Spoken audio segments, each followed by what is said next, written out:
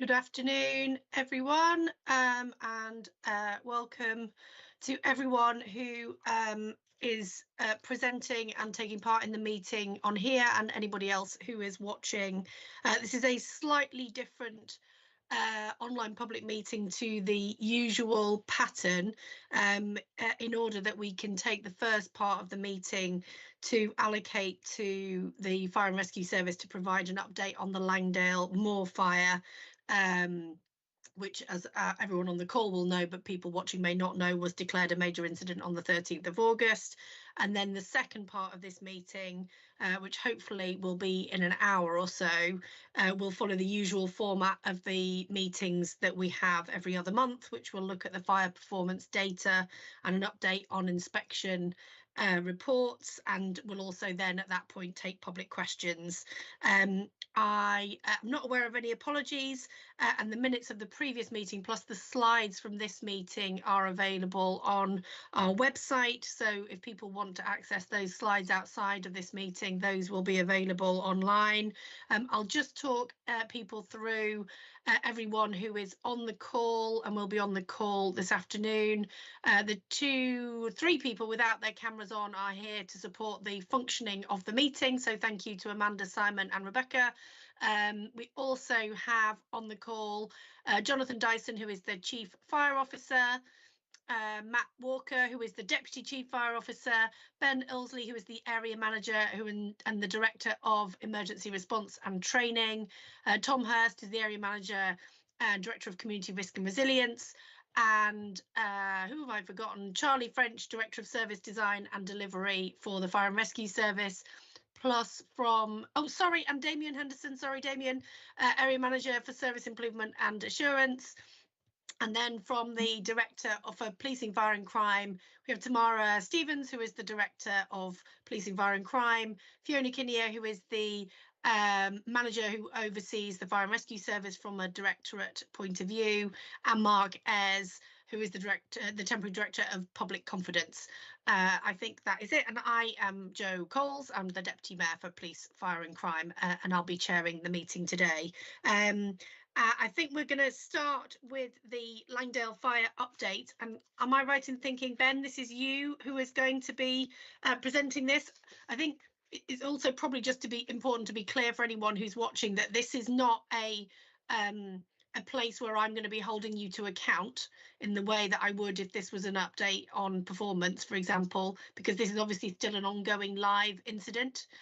And so I'm assuming that that is the context in which this update is being given. I did have a few clarification questions that I wanted to make from the presentation, but other than that, I'm going to try and hold myself back from intervening too often in your slides. Hopefully I'll allow you to just get on with it.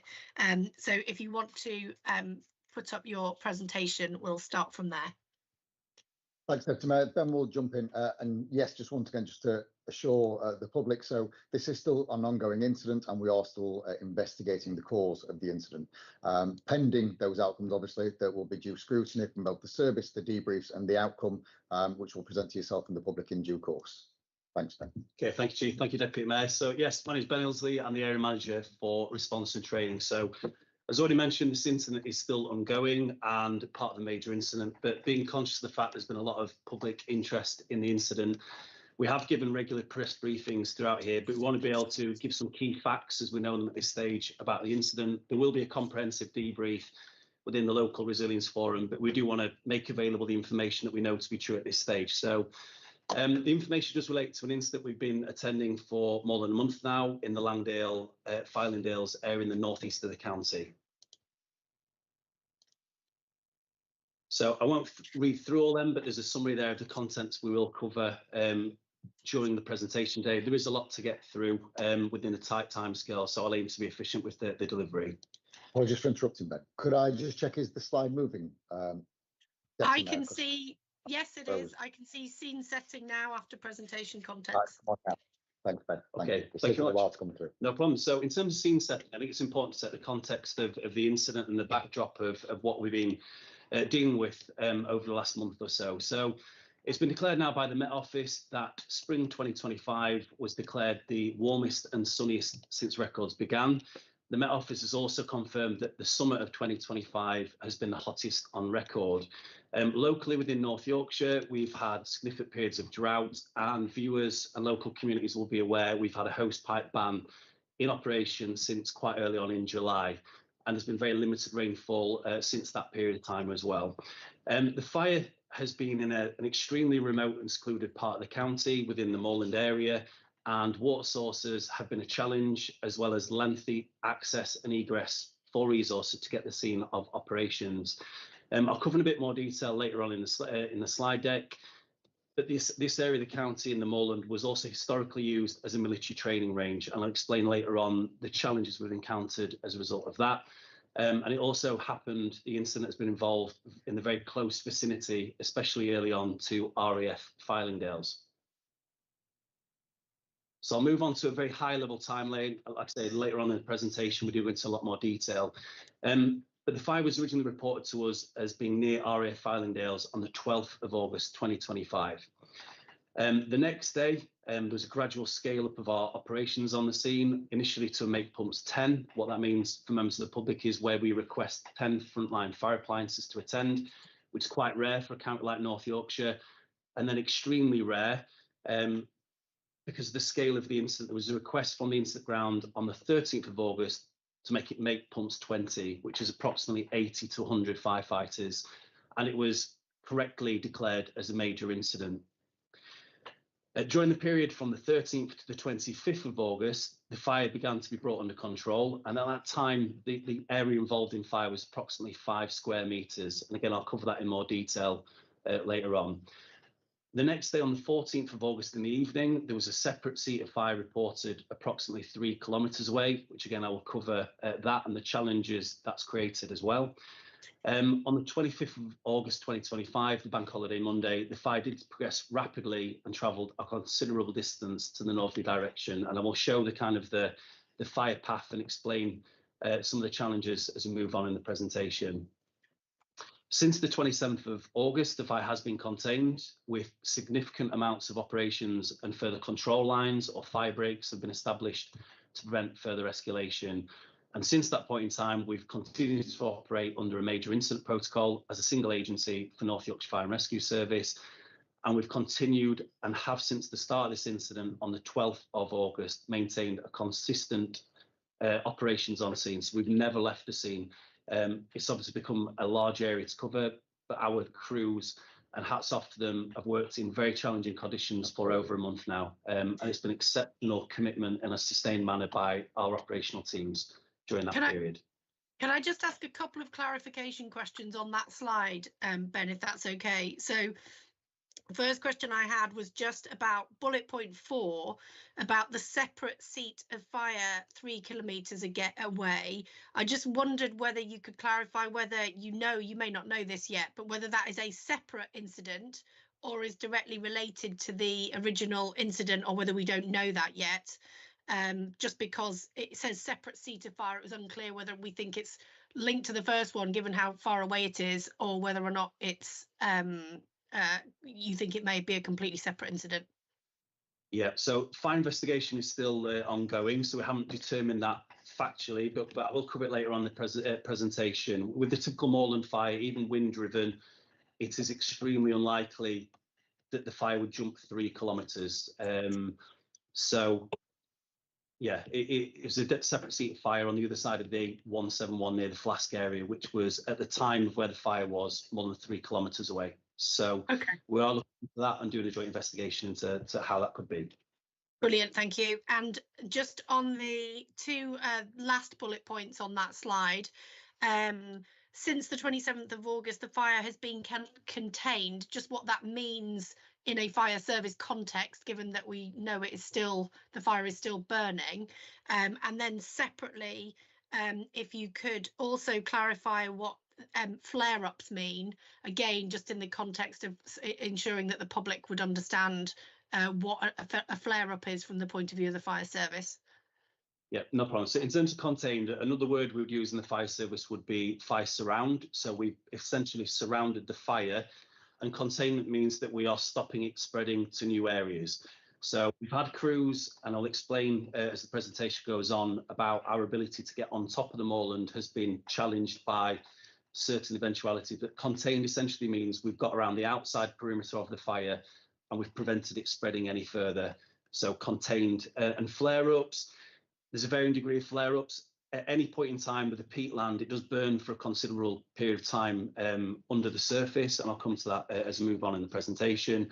A flare-up is where we get visible flame back on the surface. So if you get strong winds and wind gusts in that area, what it can do, and the same as people used to use kind of open fires in their homes, if you fan the flames, flames will come back up there. So it's been a very varying degree. Some are extremely small pockets. Certainly over the last week or so, the flare-ups have been very small in nature, and we've had crews proactively dampening them down and getting on them quickly. So certainly over the last week, the flare-ups are just in the area that's currently involved in fire.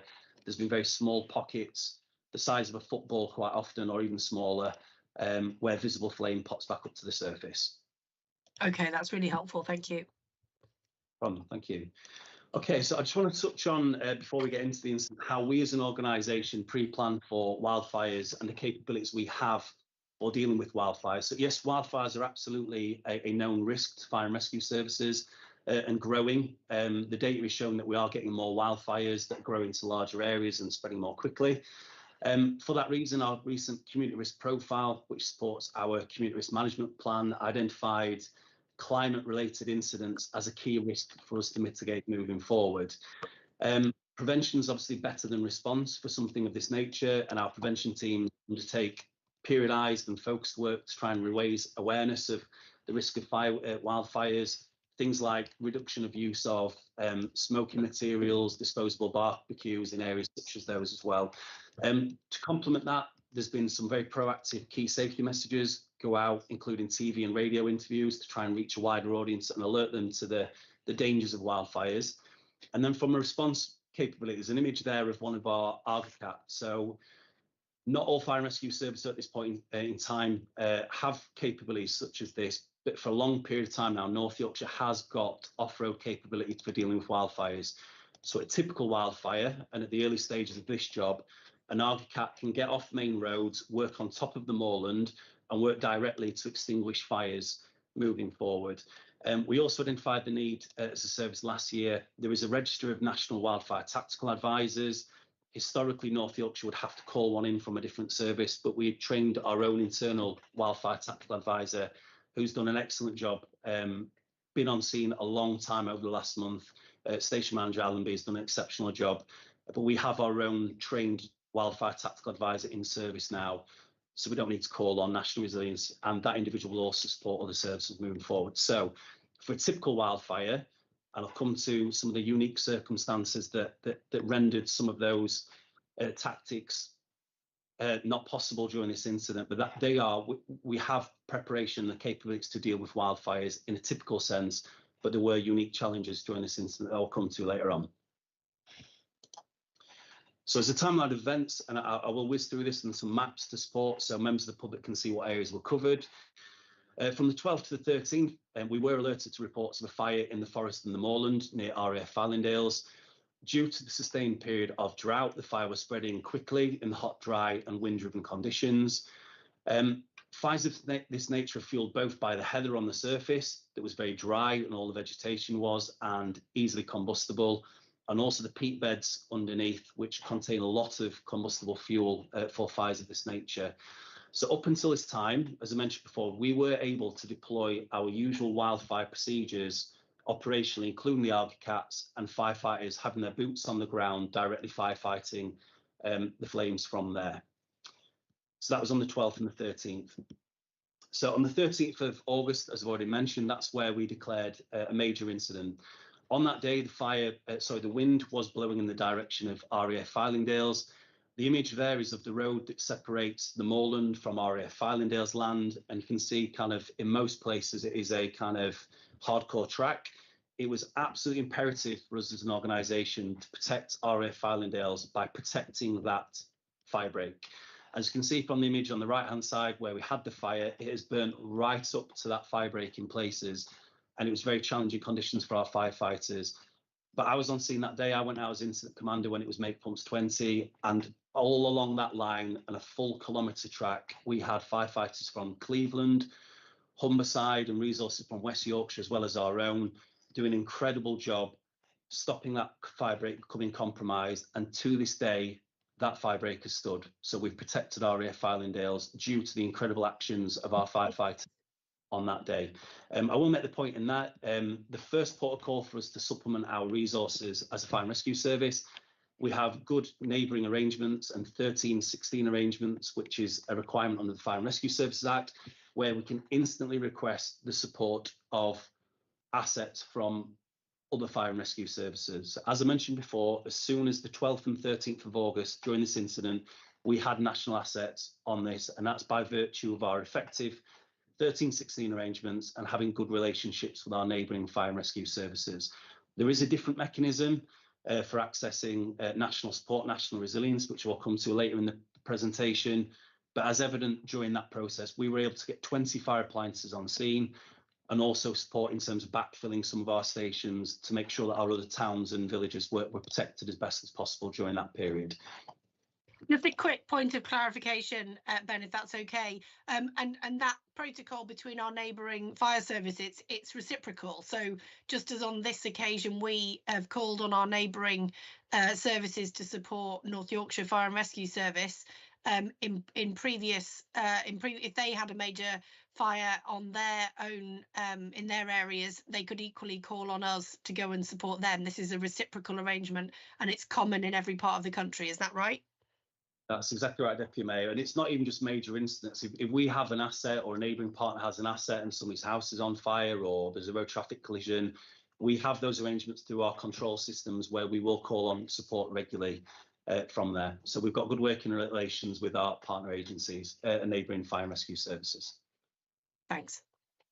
Thank you. Just the last point I'll make on that, Deputy Mayor, sorry, if we look at our North Yorkshire Fire and Rescue Service response strategy, it sets out that the first port of call for accessing additional support to incidents is through your 1316 arrangements, not through national resilience, which is a more lengthy process for specific need, which we'll come to later on in the presentation. Okay, so things changed dramatically for us on the 13th of August in the afternoon. As I mentioned before, our usual firefighting operations at an incident of that nature will mean that we can get 4x4 capabilities and firefighters on top of the moorland. To extinguish a moorland fire, you need to really dig in the water down so it gets into the depths of the peat beds. So that was working effectively, and to this day, the stops that were put to the east of the site, to the west of the site at our area of Langdales and to the south at the forestry have stood. What changed dramatically for us was a loud bang was heard on scene on the afternoon of the 13th of August.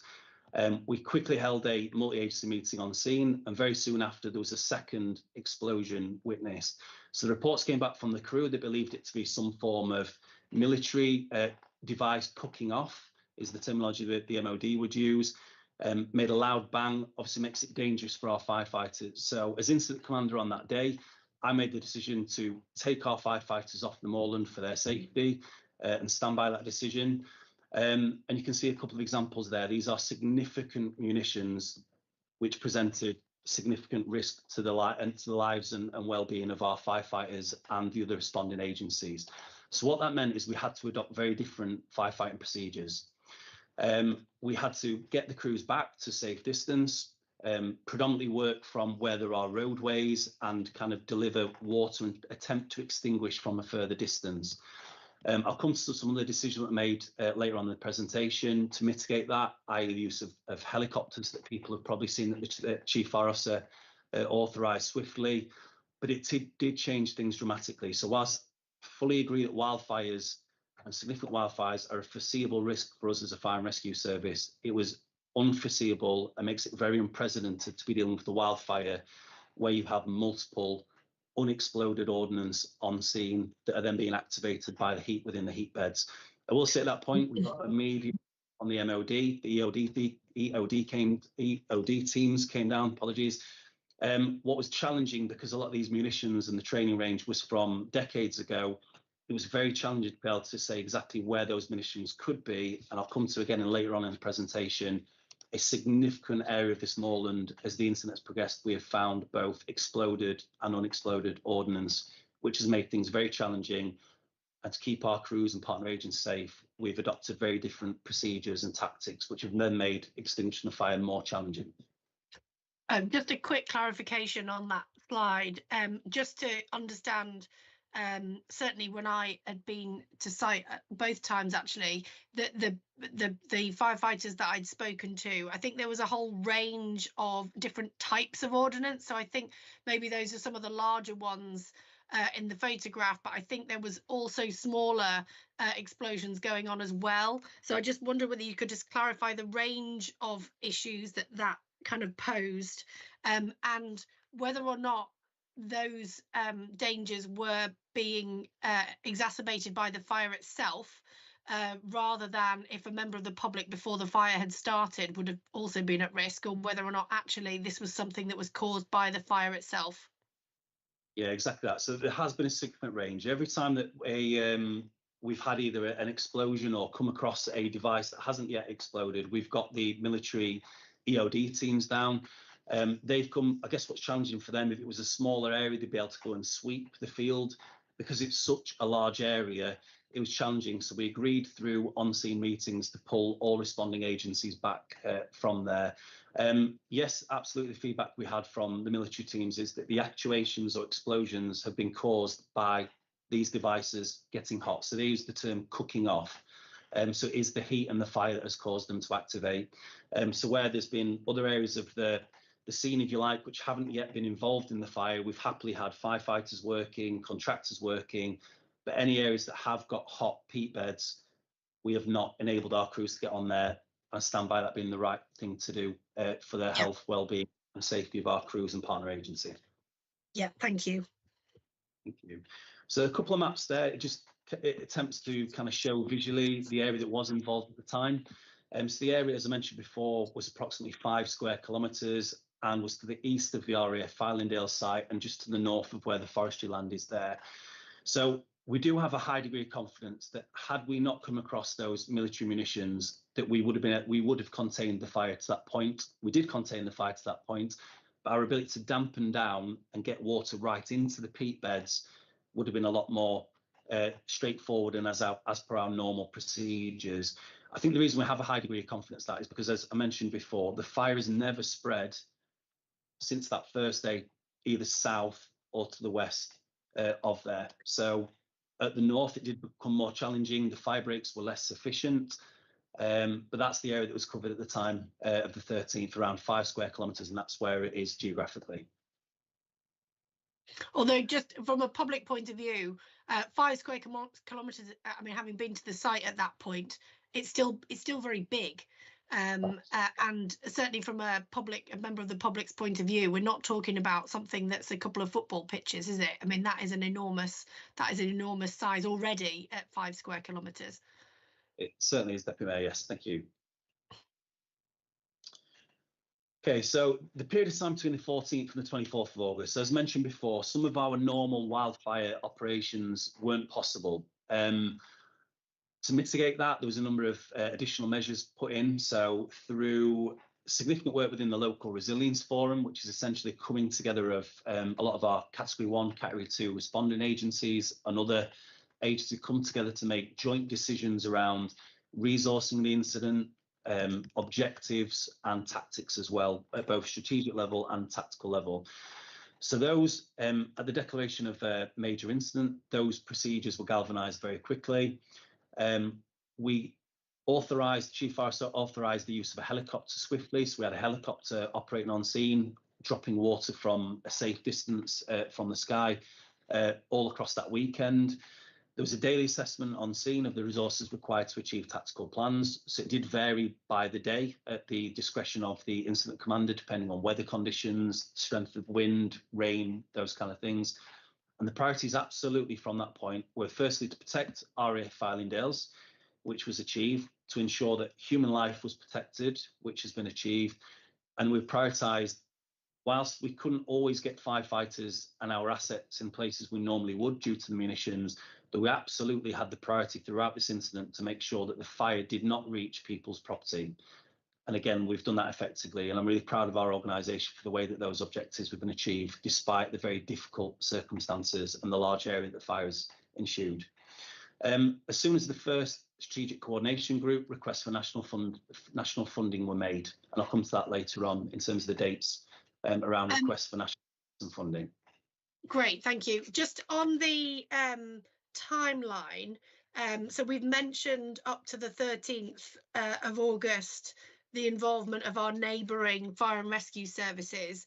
At that point, before we get to the 14th of August, were other partners already involved by that point before the stepping up of the local resilience forum?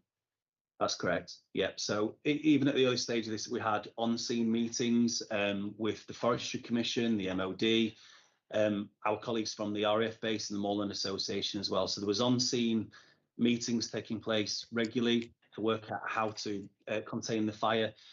And work out joint risk assessments and strategies. The TCGs and the SCGs require the declaration of the major incident and then to galvanise those meetings, which started as soon as the Friday. And there's been a lot of public recognition of the role that farmers played, which I was certainly aware of later on in the fire. I was just wondering at the point before we got to the local resilience forum, what role the landowners and farming community was playing up to that point. Yeah, for me, Deputy Mayor, the local farming community has been exceptional throughout this. Their commitment to protecting their communities and supporting our efforts has been incredible. We've had a number of farmers work long hours on tractors, attempting to provide fire breaks, applying masses of water to try and provide wet fire breaks where possible as well. So we owe a massive debt of gratitude. I think this incident has really improved the way we work with the local farming community, and we're keen to work with the NFU and other farmers to strengthen that further from here, because they've been a massive asset to us and the communities of North Yorkshire throughout this incident. Thanks. Sorry, just before you move on from that slide, I just the local resilience forum may not be clear to most members of the public, just what that actually means and whether or what the accountability process is for the local resilience forum. Okay, so a local resilience forum is a coming together. It's a forum of a number of partner agencies that operate under the Civil Contingencies Act, and the idea of that is that we bring people together. I think gone are the days, Deputy Mayor, of where one agency would declare primacy on a scene and try and instruct other agencies what to do. And it's about, under the principles of justice, bringing agencies together to work together to solve problems, look at how they resource things, share situational awareness and resources from there as well. Have you got a drink? I'm all right, thank you. Just one other question, because we've talked, I think, briefly about the kind of post-incident review stage of this, but just whether or not that post-incident review is something that is just for the fire and rescue service, or whether the post-incident review, which I appreciate we're not in that stage yet because the fire is still ongoing, but the post-incident review, does that include the local resilience forum, or is that something that is just carried out by the fire and rescue service?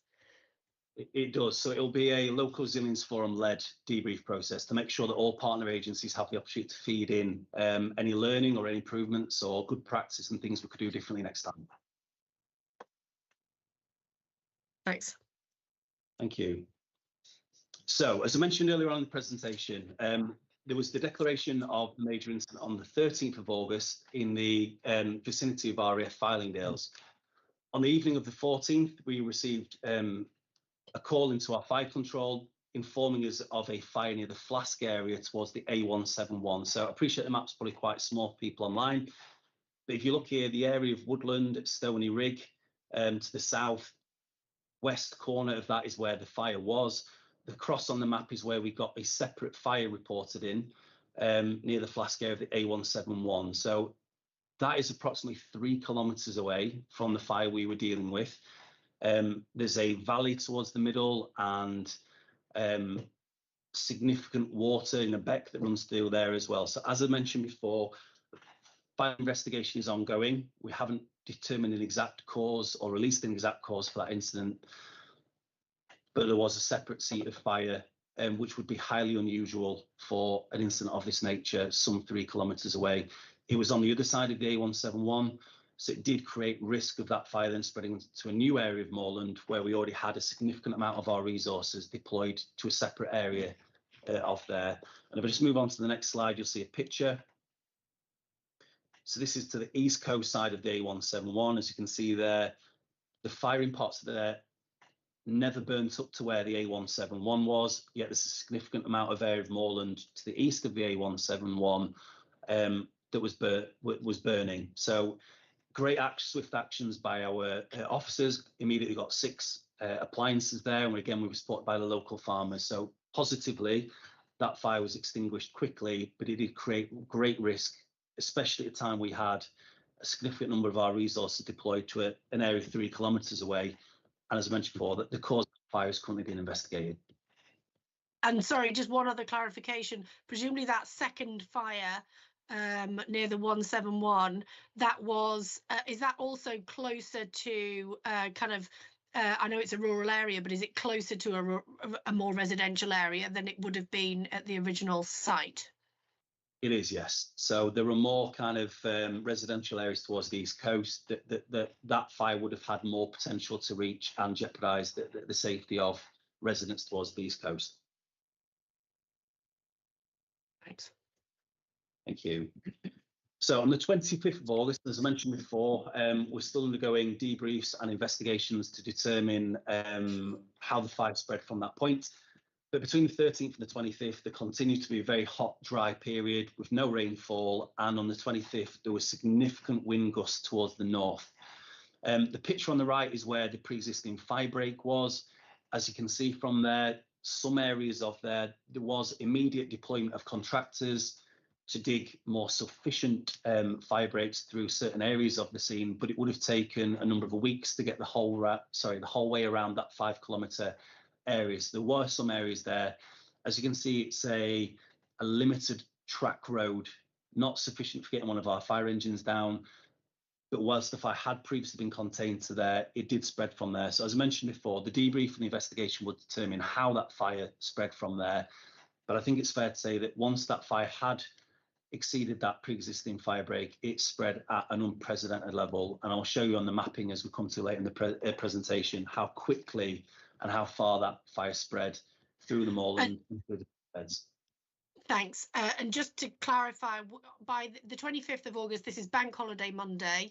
I just wanted to clarify this fire that we're talking about the original fire rather than the A171 separate incident that had escalated on the 14th of August. That's right, isn't it? We're back to the original fire now. Yeah, that's correct. The fire at the A171 was swiftly extinguished within a small number of hours. This is back to the original Langdale fire. In terms of the ability for a fire break to hold this fire, given all the power and the kind of the heat within there, you'll see when we get to the mapping later where this fire spread, even where we had significant tarmac roads, including the B1416 to the north of this area, the fire jumped that fire break. So again, as I mentioned before, we are currently investigating how the fire spread and how quickly. A lot of joint agencies are looking at that. But even where we did have significant tarmac roads, i.e. the B1416, this fire jumped other fire breaks as well. And like I said, we're looking into the reasons why.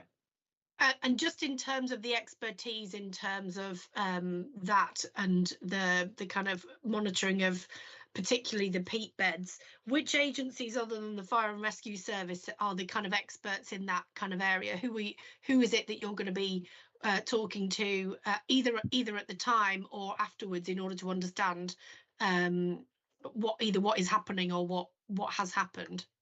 Yeah, so within the recovery group part of the investigation, we've got a number of academics who are looking at the terrain and where the fire spread more quickly than others. If there's any kind of different things around the vegetation or different practices that have been adopted in those areas and see if that's had any bearing. We have our fire investigation officers. We're being supplemented by some experts from a different fire and rescue service who've got particular expertise in wildfire fire investigation. and some other agencies as well from there. We're engaging with the Moorland Association to understand, and I'll come to it later in the presentation, the depths of some of the peat beds in those areas as well.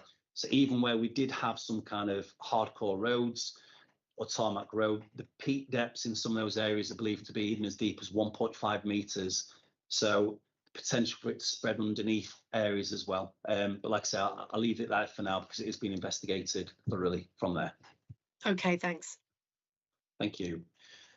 So, as I mentioned before, the fire did spread quickly to the north during that period, and we owe a huge debt of gratitude to our firefighters, farmers, contractors and other agencies between the 25th and the 27th of August.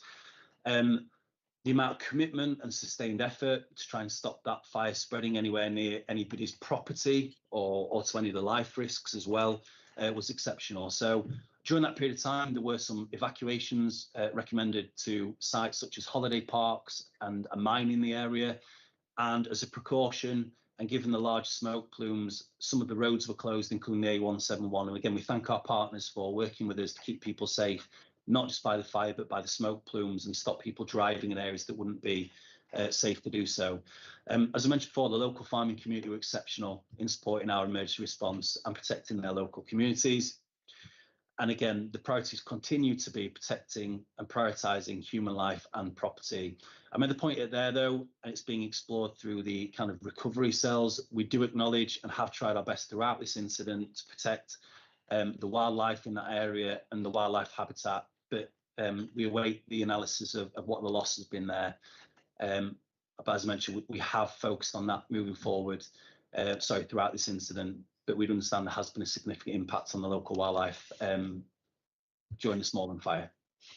And this ultimately is where the partnership approach to all of this becomes really important, because ultimately, obviously, you know, you're the fire and rescue service and your priorities are around exactly the things that you've been focused on, protecting human life and property, and putting out or maintaining the fire within a particular area.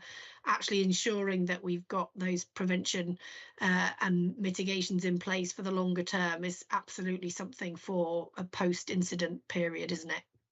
Certainly is. Thank you. Okay, so as mentioned before, the next slide demonstrates a map of where the fire spread. So as you can see, if you were to look at a map of moorland, it has predominantly followed the pattern of moorland. We haven't had significant fire spread on other terrain types, so where it's kind of green grass or trees or any other kind of terrain. We haven't had much spread. This is predominantly, it's followed the pattern of the moorland. As I mentioned before, the heather and the peat beds is what accelerates the growth of the fire to the north. So the fire did spread mostly northerly. That was the direction of the wind most days during that period of time. But pleasingly and positively, the joint effort of the firefighting actions and our partner agencies and contractors has prevented the fire predominantly spreading towards the east, west or the south during this period. There was risk this fire could have spread towards Juggerhow Moor out towards the east and spread back up towards where we have residential areas to the south, and obviously we've got areas such as Goathland to the west as well. So a lot of effective work in the other areas where we've protected the fire from spreading, but appreciate that area. The area is believed to be somewhere between 20 and 25 square kilometres. So it is a huge fire. Masses of obviously carbon has created additional kind of smoke plumes that haven't been seen at wildfires in the rest of the United Kingdom, and were led to believe by our wildfire tactical advisors. So that map there just shows the fire spread. And you can see there where we've made great efforts to stop it, where it's reached residential areas or people's businesses, such as holiday parks and things of those nature.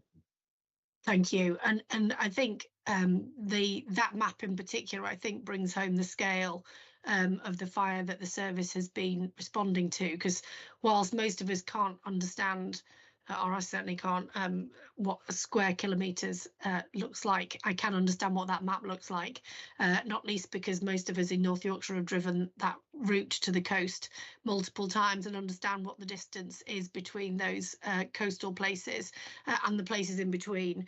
And just in terms of smoke, because obviously that because of the size of the fire, the smoke from it has been significant, and just really just what has happened to limit firefighter exposure to that smoke, notwithstanding that I know that the local resilience forum has been looking understandably also at the public health implications for the wider public in terms of that smoke. I guess my question to you as the Fire and Rescue Service is more about what provisions were in place to ensure that the firefighters and those who were actually on the scene were being protected from that smoke, because the public health element was being picked up separately by the public health team. Yeah, thank you. So at both a strategic and tactical level, we engage with partners in health, the UKHSA, to consider air monitoring. Given the materials that were involved in the fire, we were content with the messaging and were advised around the messaging for public comms and also firefighter safety. So the risk assessments for working on scene include we provide respiratory PPE for our firefighters in various different forms. So in terms of on-site safety briefings and risk assessments were considered, and we do provide respiratory protection as part of standard PPE. And just, sorry, obviously people will be on site for a long time. Are they then in that respiratory equipment for the entire time, potentially? Certainly one of the big considerations of the on-scene commanders throughout here has been an attempt to rotate crews so they can have ample rest periods and move to a welfare facility that's sited in clean air. And that's the nature of this, and a kind of standard management of an incident of this nature is where we attempt to rotate crews through sectors. So we're trying to limit the exposure any individuals are having. Deputy Mayor, if I may just add a little context, you'll remember that we did a multi-agency briefing on the potential for evacuation here. Now, as you can see from where the fire had spread to, this was where fire alongside the local resilience forum, we built in those fallbacks as to when we potentially needed to press the go button to evacuate people, and we informed them that we would do that in a staged way.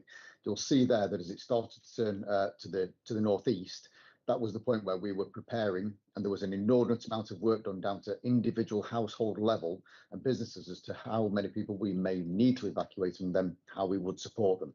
Had it continued past that road and then continued over to east, that's where we would have done the staged evacuation. So again, the plans, everything was in place and all the work was being done behind the scenes. And that's why we did the warming and informing of communities, as opposed to then pressing the button and actually removing them from their properties. Thank you. Great, thanks.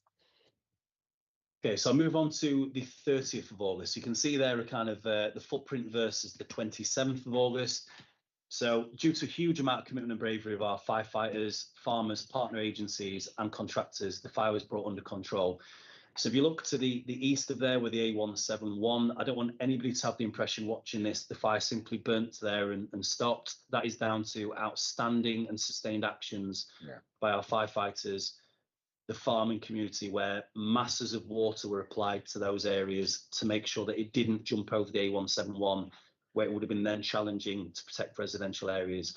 And as I mentioned before, this fire was shown, given the power and the heat of it, it did have the potential to jump significant roadways, either B1, 416.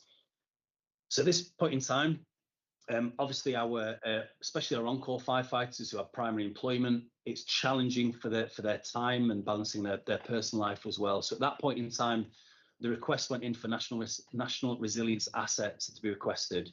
So as I mentioned before, we were already, since the start of our response here, accessing mutual aid through other fire and rescue services. National resilience is something different, where you can put request in as a fire and rescue service to national resilience. It's not instant. This isn't a bank of firefighters and national asset that just get deployed. This is request to other fire and rescue services to request use of their crews to come to North Yorkshire to be deployed for a number of days. So that bid went in. Obviously, the host fire and rescue service has to seek volunteers that then obviously have to travel to North Yorkshire. There's a lot of mechanisms to set up to make that work, i.e. strategic holding area, which we set up in Pickering. The purpose of the National Resilience request wasn't for additional resources on top of what we provided at the scene. It was to provide rest periods to our firefighters who'd worked exceptionally hard for the first 2 weeks of this job, and respecting the needs of on-call firefighters and their primary employment and testing the patience of their primary employers. That was the nature of the request. So positively, we've got a number of crews up from different parts of the country. who then went to the scene and allowed our crews to have more of a rest period during that period. So we were joined for 5 days with National Resilience Assets and got great feedback from the strategic holding area for the way that was coordinated from Pickering. Yeah, no, and I've been, I went there a couple of times and certainly, and spoke to some firefighters before they'd arrived, and actually I'm sure it just once again reiterates the work that was taking place from those firefighters, our firefighters, the volunteer firefighters on call and whole time, and firefighters who had, as you say, been working for a really long stretch of time on a really significant incident, and presumably throughout that, even before National Resilience, we had ongoing support from our neighbouring fire services. We did, Deputy Mayor. That wasn't just deploying to the scene. If we had a number, we did have a number of times during that period of time where we had simultaneous incidents. I've already mentioned the one at the Flask as well. So not only for neighbouring fire and rescue services to supplement our response on scene, but they would backfill at other stations as well, take some of our communities. That takes a lot of work with neighbouring fire service to release their assets and good working relations. So yes, we were supported throughout, even prior to the National Resilience request coming in. Thanks. Okay, so challenges. An incident of this nature, as I mentioned before, wildfires are foreseeable. The data is showing they're happening more often, getting bigger in size and spreading more quickly. But there are some extremely unique circumstances and challenges to this incident that I've summarised in this slide, and I'll pick off some of them individually over the next few slides. So the first one I'll cover, I've already mentioned there and shown you a couple of pictures of the previously unexploded ordnance. So the mapping there on the right-hand side shows the vast area in red where we've been informed there's a higher risk of encountering previously unexploded ordnance. So you can see from there, this wasn't a small section for our firefighters to avoid or avoid being deployed to. Significant areas of that moorland, we've been informed that through working with partners, there's a higher risk of coming across unexploded ordnance. So had those areas become involved in fire, heating up the peat beds, hard to determine exactly where the ordnance would be. So it's a very unique challenge with this incident we encountered, which, as I mentioned before, we have to keep our responders safe. We will always attempt to do everything we can to keep our responders, although it's a risky job. Risks of this nature aren't palatable and we won't accept them. So we won't have firefighters with boots on the ground in areas of hot peat beds and unexploded ordnance. What we'll say is we've got very good cooperation throughout the incident from the MOD and their explosive ordnance disposal teams. They attended the scene every time we encountered one of these devices and worked with us to make sure that we would keep things safe. And if we did come across any that hadn't already exploded, they were taken away to be disposed of safely. It did impact our operation. Sorry, go carry on. I'll ask my question at the end. Sure. Okay. So yeah, it did impact our operational tactics as a result of that risk. In total, through the incident now, even as recently as this weekend just gone, we are still encountering explosions. So by our count, we've had more than 20 at this incident to date, and we've also encountered a number of, especially the contractors who've been doing digging, have come across a number of other ones that have been found that hadn't yet detonated or exploded. So more than 20 explosive ordnance at this incident since the start of our response, which is a significant challenge. No, absolutely. That my question was about that. So obviously in previous slides, we've been talking about the role that other partners have played, particularly farmers. I just wondered how we were sharing or had been sharing the information about those risks on the site, and whether that was the reason, whether farmers had therefore been told which areas to avoid, or whether or not they had just self-defined the areas in which they were operating to prioritise their own land, for example, or whether or not actually this was part of the guidance that we were giving to farmers. I just wondered which way round it was.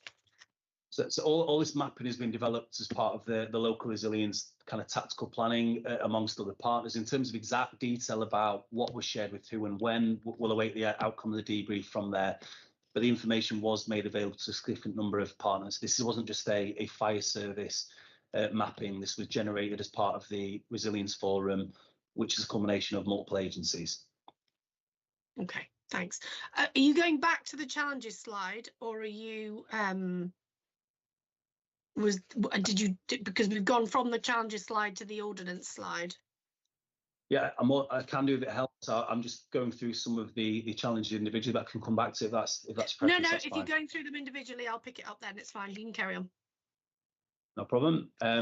So the next slide, not to labour any of the points that have already been made, but it was a significant hot, dry summer, and some of the winds encountered during the scene of operations were significant. So I've already made some of these points already, but in terms of, yes, we anticipate summers are getting warmer and drier, but both the spring and the summer are record-setting one season after the other. So it does make the incident for that nature somewhat unprecedented, but we need to be alert to that as a fire and rescue service and make sure we get the right investment in those areas to make sure we are fit for the future with this emerging risk. And just in terms of the image on that slide, Ben, in terms of the risks and the ways of raising the awareness of the public around some of those risks, is there anything, I suppose, again, it's one for the post-incident review, but is there any other learning that's taking place nationally around how to raise public awareness around the risks of wildfires and the role that the public has to play in that? Yeah, so nationally, the National Fire Chiefs Council have a number of kind of community risk programs that kind of help provide materials for individual fire services for promoting specific risks. We have a campaign calendar which periodizes risk. Obviously, this is a stronger risk in the summer. I think certainly, again, unfortunately, a fire of this nature will alert public conscious to the significant risk of wildfires now, where signs do so much, but obviously when you see fires of this size now, certainly anticipate this will alert public conscious further around safe practice of wildfires, and we will take any learning from this and feed it into our prevention messages for next summer. If I may, Deputy Mayor, but the service had undertaken a long and sustained period of comms around and community engagement events around wildfires upon the moors with students and various other groups. We are constantly trying to push these messages out, but ultimately, of course, it does still come down to human behaviour in some of the areas, and that being the predominant cause of most of the fires. We will still continue to learn from this. The prevention team are already now shaping ahead for next year if there's anything we can do better, and that feeds into our learning. But ultimately, we had done everything, or we believe we've done everything, again, just to try and reinforce that message for public safety in those areas. But at the moment, we have no idea what the cause of this particular fire was. This is just a general issue around wildfire causes and just ensuring the public are aware of the risks. That's right. Nationally, the learning has come back that what the predominant causes are. We haven't established our own at this point, but nonetheless, the work had been done on the back of what the national causes or the data is telling us, and that's what our comms lead and the prevention teams have worked to then target specifically people and educate in those areas. Okay, thank you. The next challenge in terms of dealing with this incident compared to a wildfire you might get in other parts of the country, which are kind of grass vegetation. So the peak depths, I appreciate it's been very difficult to see online, but it was made aware, I think, to the public afterwards. So this is mapping that's been helped to produce to depict the depths of the peat beds within this area of moorland. And in some areas, they are believed and been measured to be in excess of 1.5 metres. So that's masses and masses of stored combustible energy under the surface, and in particular areas where it's very challenging then to make fire breaks because some of the peak depths, even where the initial containment was, are led to be believed somewhere between 40 centimetres and 1 metre deep. So there's significant peat depths in some parts of the moorland, which again creates so much energy, makes it very difficult to fully extinguish, or takes a long time to fully extinguish. And there are parts that, you know, even weeks later are still smouldering away, and will await hopefully some colder weather that will fully cool them down. But yeah, some very deep peat in this part of the moorland. And in terms of the response that's taking place at the moment, given that this is an ongoing incident, presumably now that this has been going on for as long as it has, you're in a much more informed position in terms of understanding where the risks are likely to come from in terms of the peat beds and the ongoing smouldering of the peat beds under the surface, where that's likely to be most at risk, where the risk is likely to be greatest because you'll know where it's deepest. Is that a fair assessment? Absolutely, yes. Yeah. Okay. Thank you. Was there anything else on the challenges, Deputy Mayor, before I move on to multi-agency response? No, I don't think so. You can move on. Thanks. Okay, thank you. So the multi-agency response, I want to make absolutely clear, whilst I'm incredibly proud of our organisation and our response to significant elements of this fire and sustained effort, this hasn't been a North Yorkshire Fire and Rescue Service single response. We've been exceptionally well supported throughout the incident by a multitude of partner agencies. Contractors, gamekeepers and the local farming community have worked tirelessly to assist. All the way around the site, and I've been multiple times, there's masses of kind of contractors helping digging. The farmers are working tirelessly to help get water to specific scenes of operation and dampen things down and provide further fire breaks as well. So we're massively grateful to, and I want to be clear and obvious to the public, this hasn't been a sole fire service. We have been massively supported through this period, especially by the local farming community. Yeah. In terms of the multi-agency response, off scene, there's been significant numbers of strategic coordination groups and tactical coordination groups, which are kind of a strategic and a tactical level of the LRF, which I mentioned before. And most of those meetings are coming together of even north of 30 agencies, including the government and the MOD, which helps make decisions around the major incident by consensus. So as I mentioned before, gone are the days of one agency declaring primacy and instructing their agencies to do. It is very much a consensus decision-making process using a multitude of partners through the LRF at both a strategic and tactical level. So there's been masses of work off scene to help provide the resources, the risk awareness, the comms that have gone out regularly to support its response moving forward.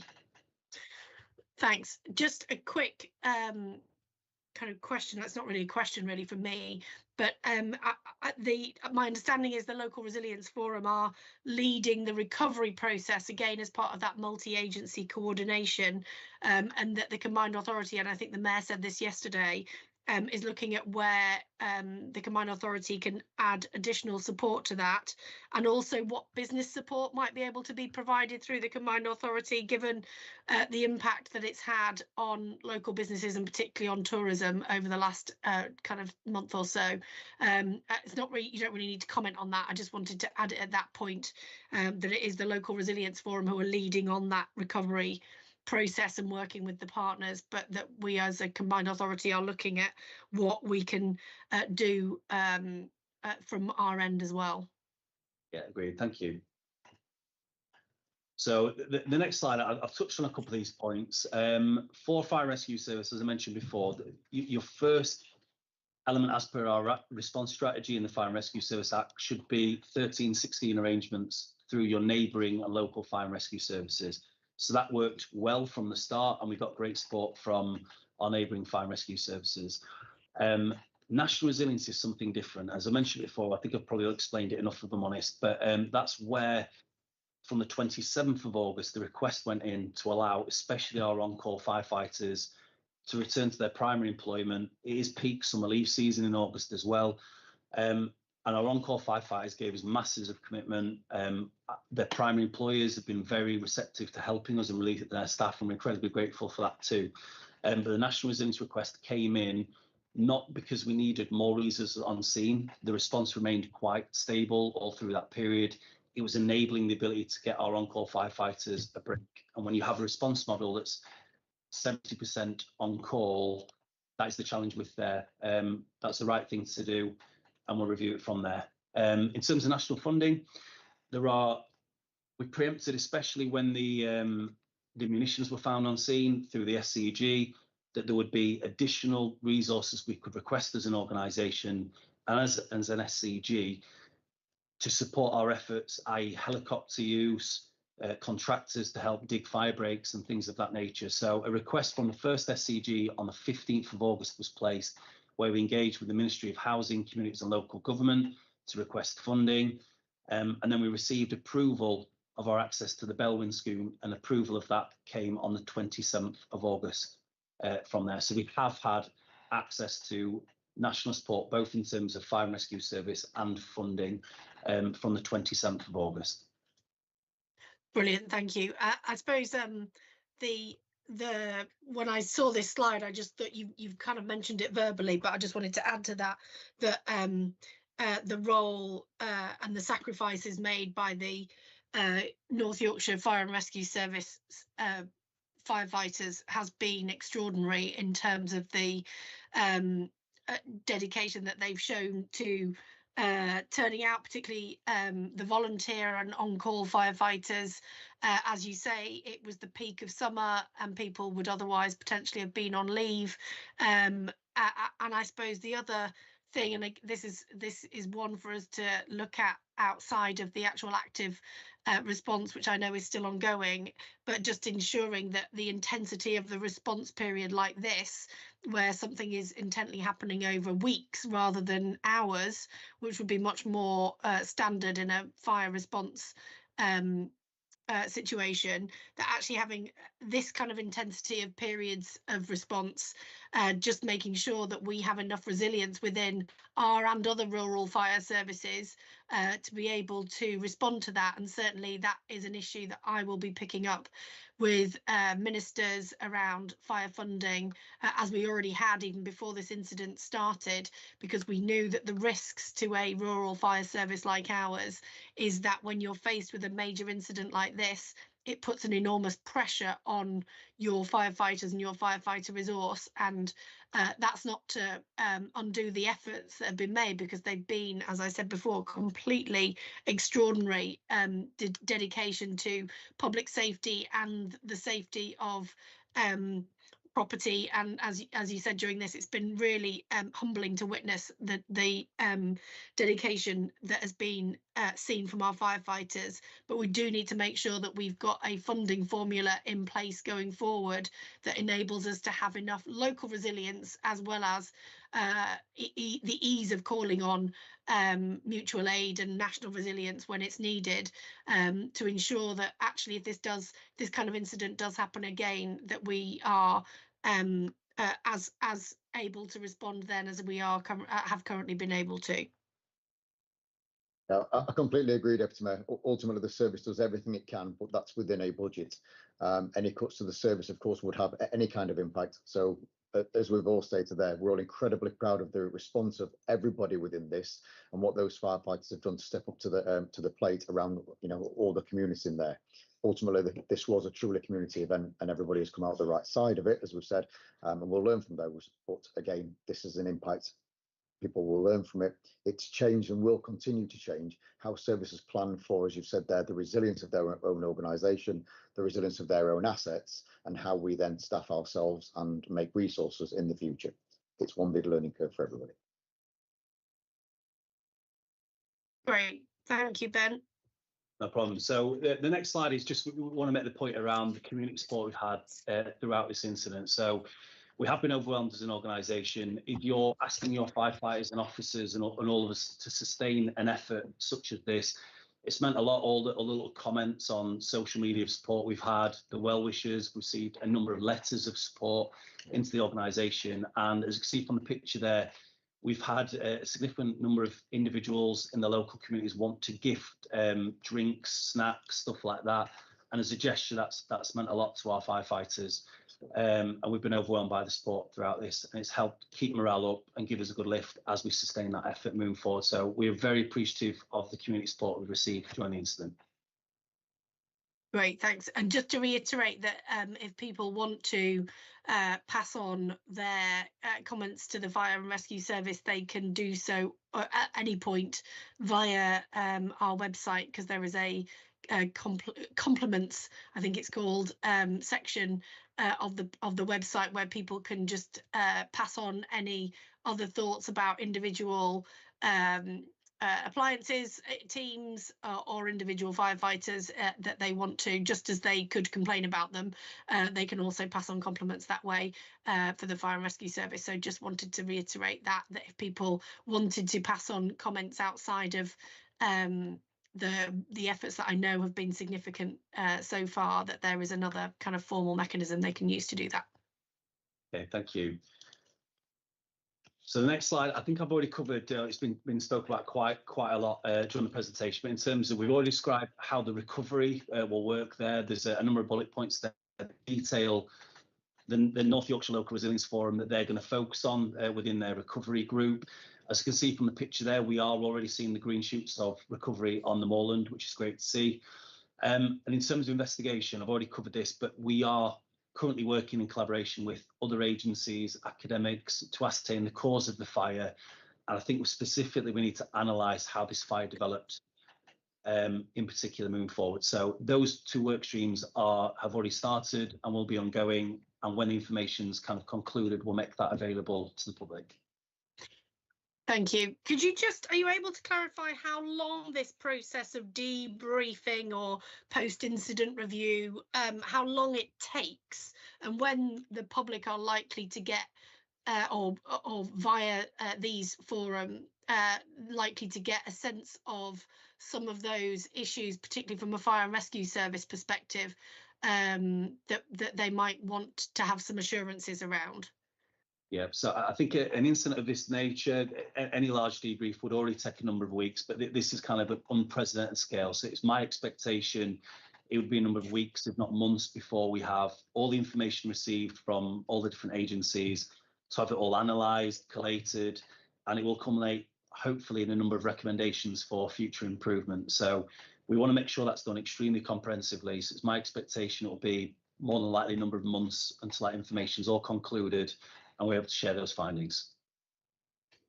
And obviously I don't hold the local resilience forum to account, but is it realistic to expect that via one of these public meetings that any of the learning from the fire and rescue service perspective can be brought back to a future meeting in this forum? Yes. Ultimately, these are all public documentation. The debrief from there, we'll be able to then take the fire service learning parts out of there and then come back to a scrutiny on that point. Great, thank you. Thank you. So just the last slide from me, hopefully on time, is an acknowledgement slide. Now, this list is not exhaustive. It could be much bigger, but I just want to start by, I'm incredibly proud of our organisation during this period. The quality of the firefighting in much of the areas that I've witnessed was exceptional. I'm very proud of the fact that despite the size of this fire and how much it has spread, we have managed to protect our filingdales, individuals' property, and protect life as well. So the operational crews on the ground, the sustained response, I've been very proud of. For our control teams, again, incredibly proud of them. Their ability to, as many movements and relief crews to try and balance fire cover in the rest of the county is a massive challenge for them. We're soon moving to a staffing model and control where we're uplifting the minimum staffing to 3. I think this incident proved why that's absolutely necessary and the right thing to do. But the control teams have worked brilliantly and tirelessly, not only interacting with the incident ground and through partner agencies, but balancing fire cover, coordinating relief crews for a sustained period of time has been exceptional. Our officers on scene have been brilliant through as commanders and kind of sector commanders. And we also have an organisation to run at the same time. So our firefighters can't do what they need to do without the right kit, equipment. I'm really grateful for the quality of the work and leadership in terms of running the business as usual of the organisation. So our support staff have contributed in many ways. And again, I really appreciate what they've done. I mentioned before, our on-call firefighters, their ability to respond for us and for their communities is dependent on not only their primary employers, but their families releasing them. So we're very grateful for their cooperation during this period. I mentioned we've had support from, I don't want to list them all because it's quite a significant list now, but other UK fire and rescue services, both through the mutual aid arrangements and through the national resilience work as well. We've had multiple partner agencies contribute within the LRF to our coordination response of this incident, and we've had partners in the LRF chair regular meetings, work long hours, work late nights, and they've gone over and above to support us as a fire and rescue service. The local farming community have been exceptional throughout this. I think this incident has actually helped us form stronger links with the farming community and understand each other's capabilities and how we can help each other moving forward. So I'm quite keen to make sure that the debrief looks at recommendations in the future about how we can work better with the farming community moving forward, because they've been exceptional throughout this and we're incredibly grateful for their support. On scene, a lot of the coordination has been with the Forestry Commission and the MOD, as I mentioned, for obvious reasons since then, as well as the on-site contractors who have massive fire breaks across the large scale site to protect the fire from spreading since it was contained at the end of August. There's a mine response team that helped protect us towards the north of the county, who were very effective, local gamekeepers, but then mostly as well the local communities for their patience and support while we deal with this incident, and local business as well. So as I mentioned before, incredibly proud of our organisation. If there are elements for the debrief, we're a very transparent, honest organisation. We're keen to get better if there are any areas for improvement, but the effort and skill of our organisation for staying period now has been exceptionally pleasing, and we're very proud. So I'll leave it there if there's any questions, Deputy Mayor, but thank you for your time. And thank you. And I think the people that you probably missed out was the senior management team of North Yorkshire Fire and Rescue Service, most of whom are on this call, or a lot of whom are on this call. And I know that it's not the done thing for you all to thank yourselves, so I'll do it for you. But actually, in addition to, as I said before, the volunteer firefighters, our on-call firefighters, their employers, everyone's families, and our full-time firefighters, we've also had a senior management team that, given our funding formula, means that we don't have the capacity in our senior management team that you might have in a big urban fire and rescue service, which has meant that the senior members of the team have actually also had to kind of drop everything and focus on this fire. And I think the public probably don't realise how much of an effort that is when something is burning 24/7 for over a month. So I just wanted to thank you all, as well as all the thanks that you are passing on to other people, for everything that you have done over the last month or so to try and ensure that we keep everybody safe in York and North Yorkshire, and that we have done everything that we could have done to protect people's property. I do think that there are some funding challenges that we need to be picking up outside of this going forwards, which I'm already alive to and have been speaking to the Chief Fire Officer about regularly, and we'll be picking up with the new Fire Minister, who's only recently been appointed.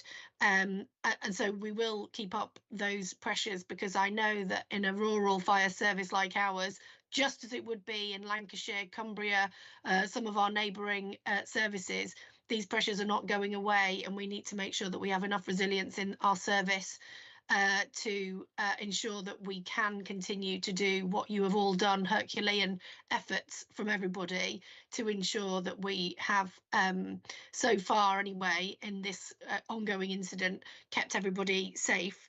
I just wanted to again just stress that even though this isn't still on the news every day as it was a few weeks ago, it doesn't mean it's still not affecting local communities and businesses and the fire and rescue service. We've still got firefighters there, as we did have on day one, and we just need to make sure that the challenges that we are acknowledging here are acknowledged as challenges that are ongoing, and those, you know, whether it's the smoke, whether or not it's the impact on families and firefighters, those are ongoing because the incident is still ongoing.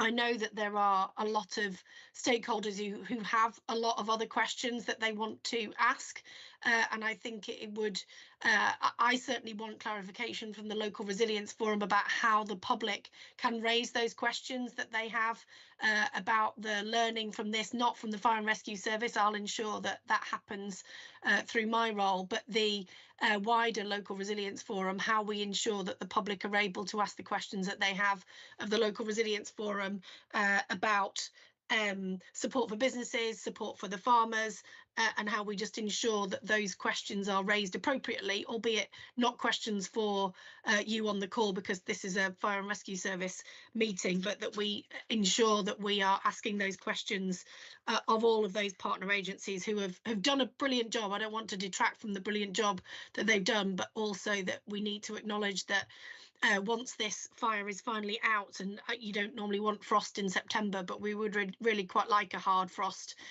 in the coming weeks, so that we could move on from this fire. But at the moment, this is still a live incident, so the learning will come, and I just wanted to ensure that people were aware that I would certainly be raising those questions in terms of the Fire and Rescue Service, but I'm also seeking assurances that the public will have a place to raise their concerns through the Local Resilience Forum as well.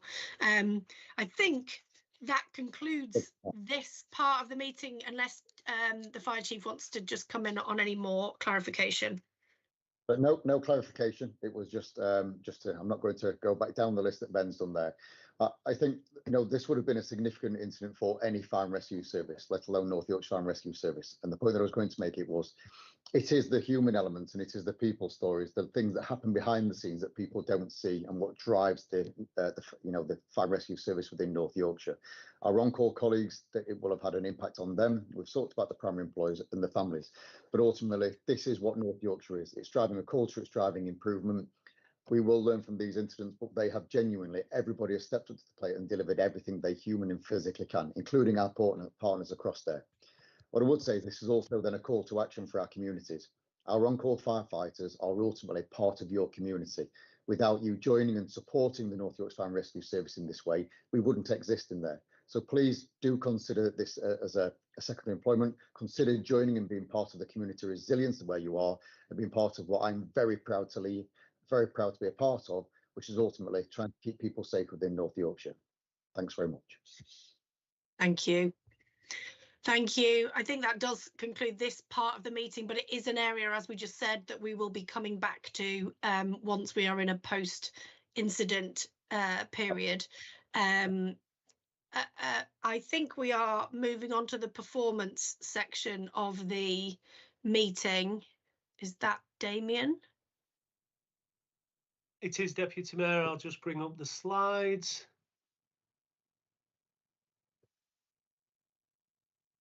Yeah, are they visible, Deputy Mayor? Yes, they are. Thank you. Before you kick off with the first slide, I just had a slight moan is too strong a word, but the last meeting that we had on performance was in June, and in June we looked at the reporting period from the 1st of April to the 10th of June, and in this meeting we are looking at a reporting period from the 1st of April to the 30th of June. So I suppose my gripe is I'm being asked to look at performance really for only a 20-day period on top of what I looked at last time, and just whether there's a way.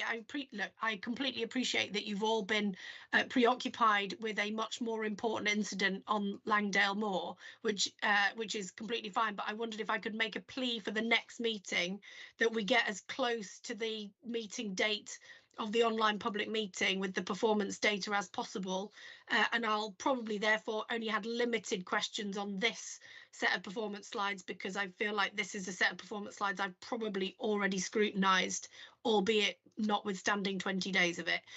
And sorry, my other plea before you get underway, Damien, was in the next meeting, when we are looking at the next tranche of performance data, given that it will include, I assume, the performance data that includes the Langdale incident, if it's possible to separate out the period before the Langdale incident and then after it, that will be helpful, because I think that probably will also just give a clearer indication of the impact that the Langdale incident has had on wider performance, which I know the public will be interested in having some assurances around. So that was just a couple of things before we started, if that's okay. And I know that you've all been really busy and working around the clock, because I just thanked you for doing that on the Langdale incident. But that was just the thing that I noticed, was that it actually isn't a very long period of performance different to the last set of slides. Yes, certainly, and thank you for that, Deputy Mayor. Yeah, the normal reporting is within services, the quarterly reporting and the timing of the last online public meeting, but certainly we'll do that. And as part of the ongoing look at the Langdale incident, and certainly from the debriefing that will take place, we are certainly going to look at the business impact assessment of supporting that incident, so we will be able to pull out the difference from that.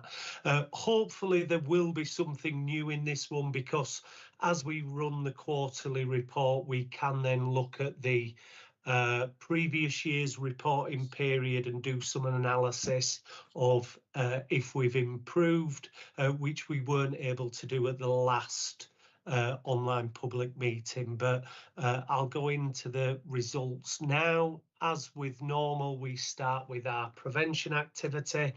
Before I begin, the online public meeting that we took at the end of last year showed that we'd had a significant improvement in activity across prevention, protection and some other areas. So it is really pleasing that that improvement journey continues to grow. As you can see from this slide, within the first quarter of this year, we've completed 1,546 home fire safety visits. That's an increase of 84% on the previous year. Again, the area continues to be targeted and focused at those most at risk. And you can see that we've had an increase of 69% in our very high and high risk home fire safety visits. Yeah. Sorry, one question on that one. Yes. Sorry, Damien. One question. Given that period is a whole quarter, just if you could explain what your assurance process is within that quarter, that you know that things are on track, albeit that I'm holding you to account here, presumably that you have your own internal mechanisms between the quarters, particularly given that we've just had and still in the middle of a major incident. How do you assure yourself that some of that preventative work is still going on in our communities? Certainly. So yeah, at the start of each of the financial years, we have key performance indicators that's discussed with functional leads, certainly around prevention. We set internal targets that we would like to achieve. So we do want to see a continued increase in activity. In the previous 12-month period, we certainly wanted to improve and make sure that we're in the normal range for fire and rescue services for home fire safety visits that are delivered to apologies.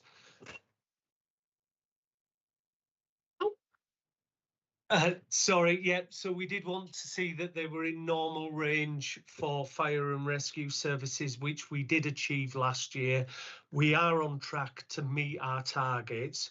Obviously, we do need to now consider as that being impacted by the Langdale incident across August and September. Yeah, okay, thanks. This is just a visual representation of the previous slide, but as you can see across all areas, we've increased the activity. There's been more activity across very high and high risk home fire safety visits. So a huge amount of effort over the first 3 months of this financial year. Actually, each of those numbers for April, May and June individually were all above what we had delivered across the whole of last year. The highest last year was in the quarter 4 of the previous financial year, but we've seen that increase be maintained in the first quarter of this financial year. Just a quick question about the cases that were not completed. Yes. Sorry, not contacted. How many of those would have been in high or very high risk?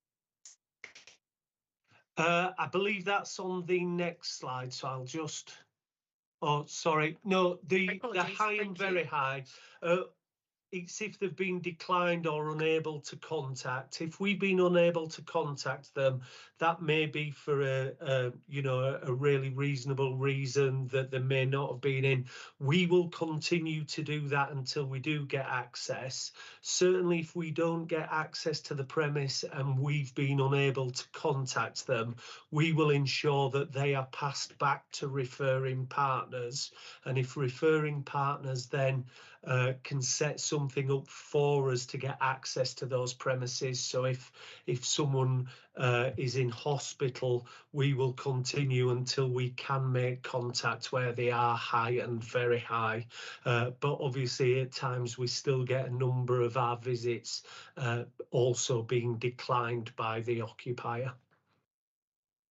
Yeah, Okay, thanks. Thank you.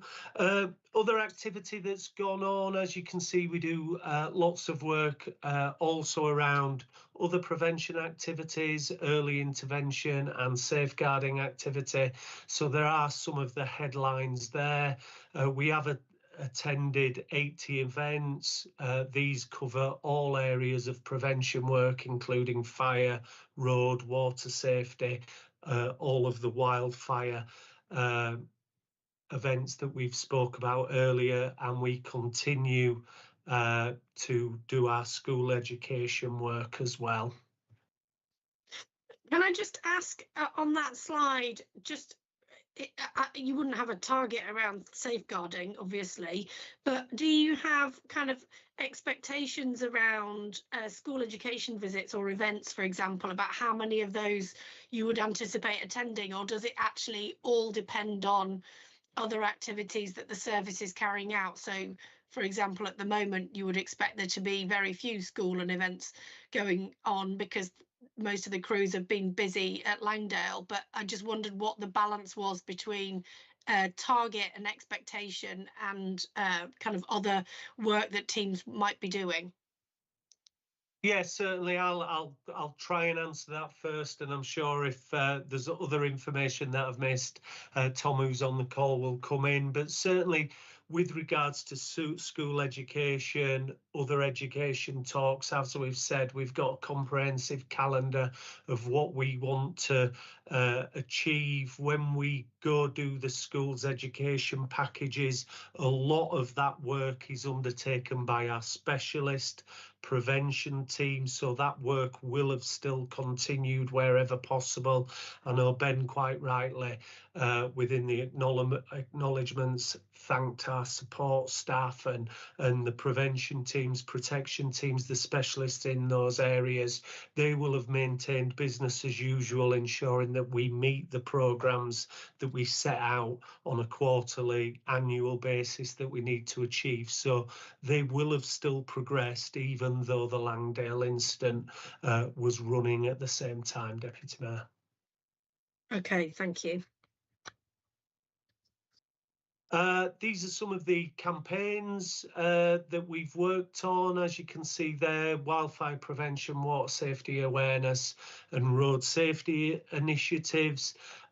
We have got very innovative approaches to the way that we run our prevention activities. I know when I come on to the HMI presentation shortly, there is a slide on there that talks about an innovative and positive practice.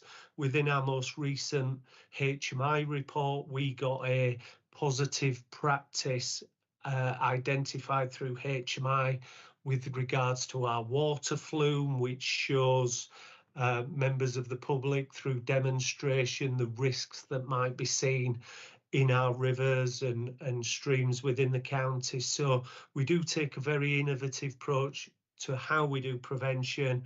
That is both in person and through social media, but lots of activity outside of the home fire safety visits, albeit home fire safety visits and making people safe in their homes is one of the key areas that we look at.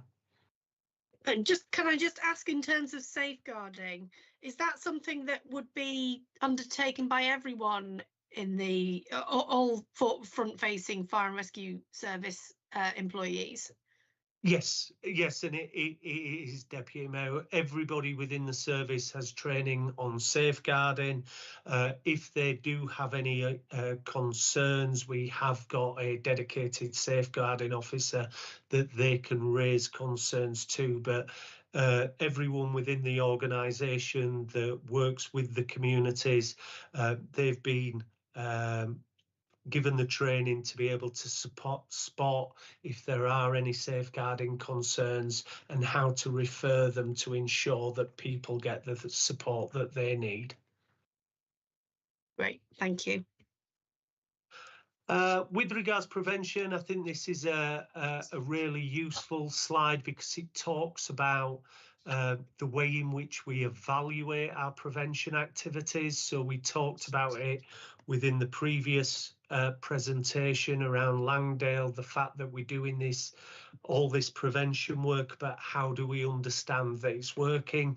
We now do have an evaluation and a quality assurance process in place, and this really is important because it's showing that our visits, our education in people's homes is actually having a direct link to changing their behaviours and keeping them safe, and I'm certain this activity will go across all our areas of prevention to make sure that the messages that are putting out are actually changing behaviours and they've got outcomes, not just outputs of activity. Great. Just one question on that around the public safety officers. Yes. Just very pleased to see that the cars are now branded, because that was a mission when I think I met with some of them probably 6 months ago now. So I'm really pleased to see that that is all sorted. Just any update you can give in terms of either where they're going, the new public safety officers, or how many there are, or both? That one I will have to hand over to Tom. Apologies, Deputy Mayor.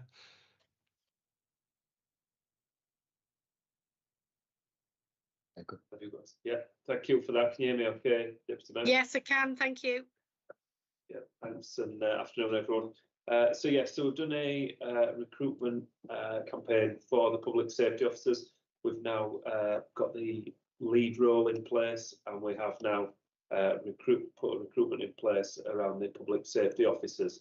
They're just undertaking their pre-employment checks at the moment. Obviously, it's a combined role across the emergency services, police, fire, and supports first responder for YAS. So a level of check is needed that's quite in depth. So we're waiting for that to be returned at the moment, and then we'll look for some starting dates for them. They'll be working around the Craven area and expanding slightly to the Paisley Bridge area as well as the plan around that, being tasked in and around that local area through police and pubs. And how many are there? So we'll have one lead and 3 public safety officers when they all start and join us. Brilliant. And just in case people aren't aware, these are officers who are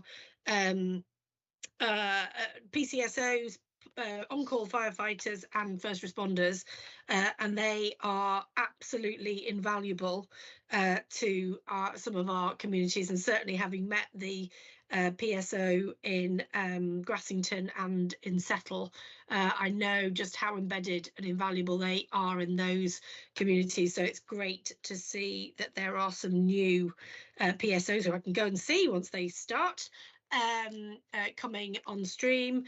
So thank you for that, and just a message to the public that we are looking with police colleagues at ways in which we might expand this to other areas outside of Craven going forwards, but that is a conversation going on between North Yorkshire Police and Yorkshire Ambulance Service, as well as the fire service. So watch this space.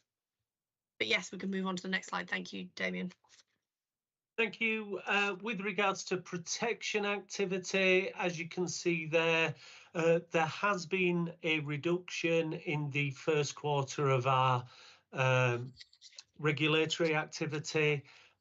This is our fire safety audits. We now have a clearly defined risk-based intervention programme.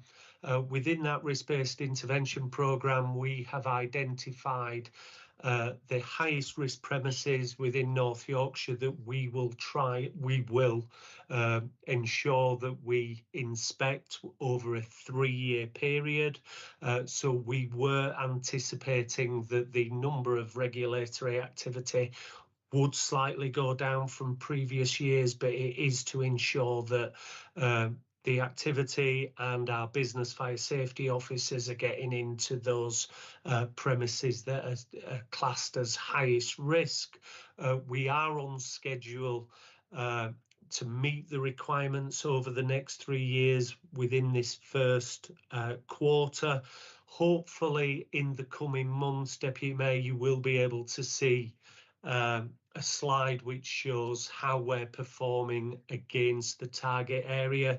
Currently, we're working on our system for recording that information and capturing that information, but then we will be able to see a direct correlation between where we should have been with the risk-based intervention programme with what work has actually been delivered. So hopefully in the coming online public meetings, you'll be able to see if we're on track ahead of schedule. But currently we're just working with the system that captures all the information to be able to do that. Okay.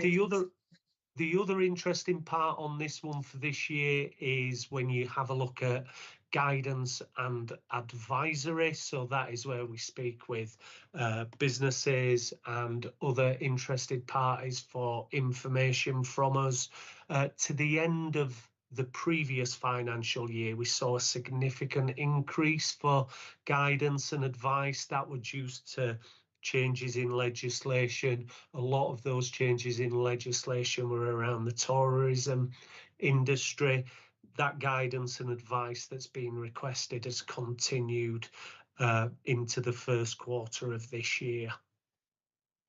Just one plea for future slides. I now, in my fully integrated indoctrination into the North Yorkshire Fire and Rescue Service, know what an AFA and a UWFS is, but given that these are documents that we put in the public domain, if we could have those acronyms explained on the slide, that would be great. And they are automatic fire alarms and unwanted fire signals, is that right? That is perfectly correct, Deputy Mayor, but certainly, yeah, I will make sure that future slides there is a footnote that explains any of our terrible acronyms. Thank you, and I'll collect my stickers later. Response standards, again for the first quarter, within the fire and rescue plan, we submitted our response standards, which is attendance at all incidents on average within 13 minutes and a response to dwelling fires on average within 11 minutes. We currently are within those with 12 minutes 29 for all incidents and 10 minutes 35 seconds for dwelling fires.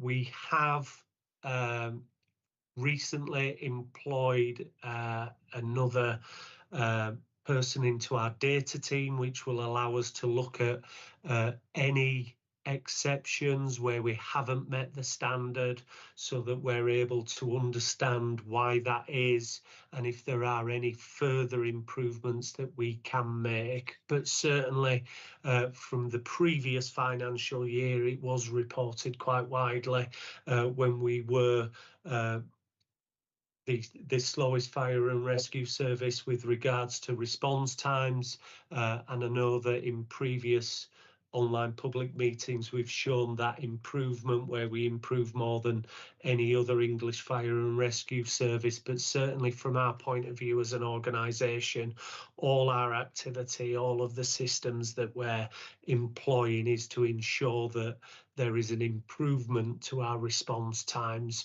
rather than just trying to get in below those recognised standards that we've published. Thank you. My only question on that slide is just even if it's not something that we put on the slide itself, whether it's possible to have a sense of what the scale of the outliers is. So I assume that that's an average. So therefore, there'll be some fires that you'll get to in 2 minutes or 3 minutes or 5 minutes, and there'll be other fires where or incidents where your response time will be 20 minutes. It would be just useful to understand what the scale of those ranges is, albeit and how many of them, for example, are falling outside of that response standard. It's just useful, I think, for the public to understand, given that you are meeting the standard, which is great, just to understand what the outliers kind of look like and the scale of those, notwithstanding that you're caveating it quite rightly in this slide with the fact that we are a predominantly rural, very large geographical area. So there will be outliers in there. I don't anticipate that there aren't. I would just appreciate understanding the scale of it.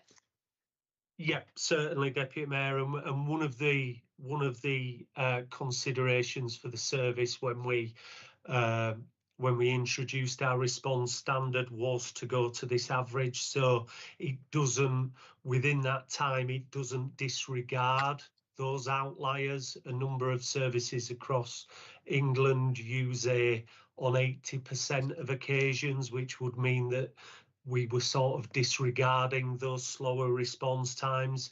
All our response times are included within the average, but certainly we can look at producing something that shows the scale from the quickest response to where it has taken us longer. Yeah, thank you.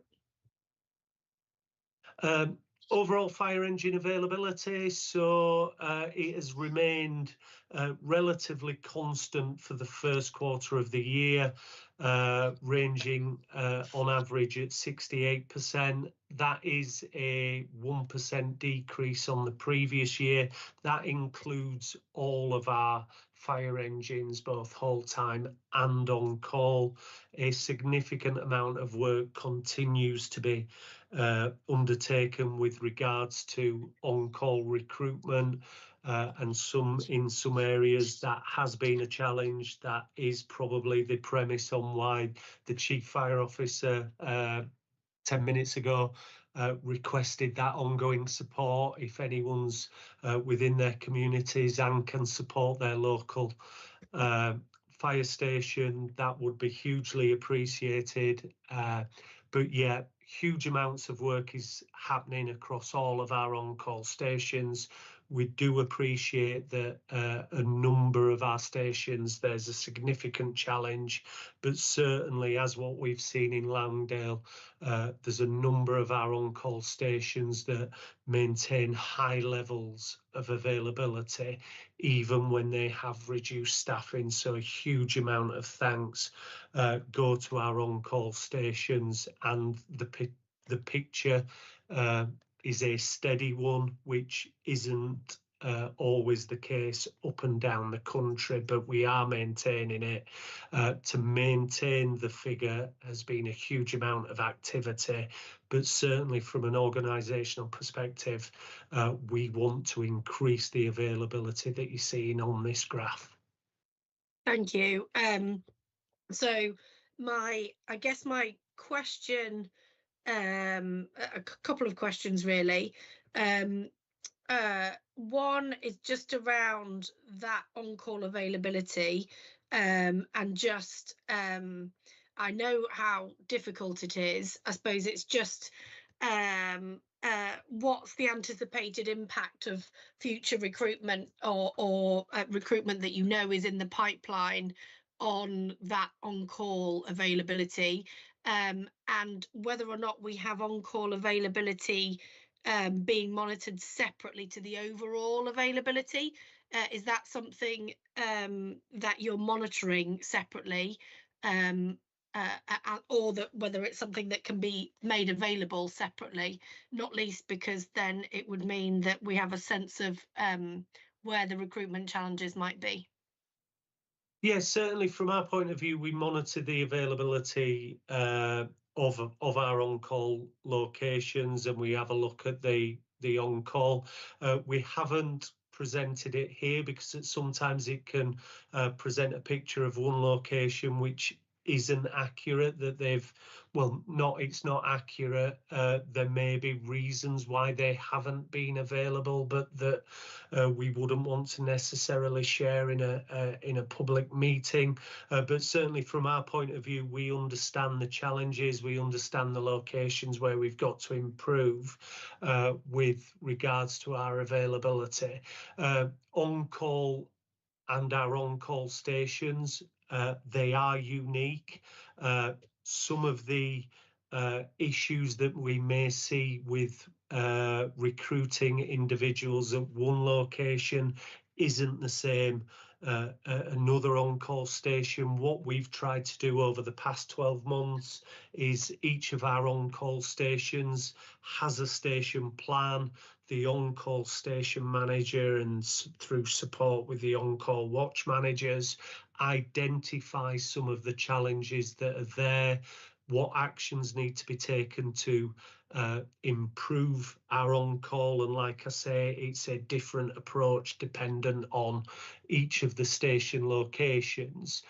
What I will say is, over the previous 12 months, we've seen a fabulous response to our Safe to Ride courses, which is the 2-week course for our on-call staff before they're able to go to their dedicated stations. Each of those on-call Safe to Ride courses have been fully subscribed to, where in previous years that wasn't the case. So there is a huge amount of activity that's happening with regards to on-call, but it is a continued challenge. As we've said, our on-call give us a huge amount of commitment. That is around primary work that they do for primary employers through their home life. So we understand that the challenges that are there, but certainly from our point of view, and certainly within the community risk management plan that's due to be published at the end of the year, we're really supportive and prioritising working with our on-call stations, on-call communities, to be able to make sure that we can improve the availability wherever possible across the county. Great. And just again around overall fire engine availability, just some assurance that between the quarters, this is obviously something that you monitor on a, I don't know, daily basis. I assume it's something that you would be keeping a very close eye on. Yes, certainly. On a daily basis, we look at how many fire engines that we've got available. You know, that is throughout the day. Any drops that we have in fire engine availability, we have invested, and I know you're probably aware, and I think it has been mentioned at previous online public meeting with regards to our dynamic cover tools. So on a daily basis, we look at the resources that are available to us. We look to deploy them wherever possible to reduce the predicted response times as much as we possibly can.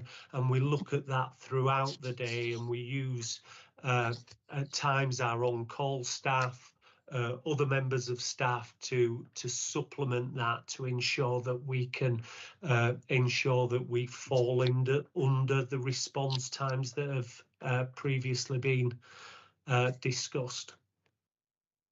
Thank you. And the last part of this slide is just that bottom bullet. So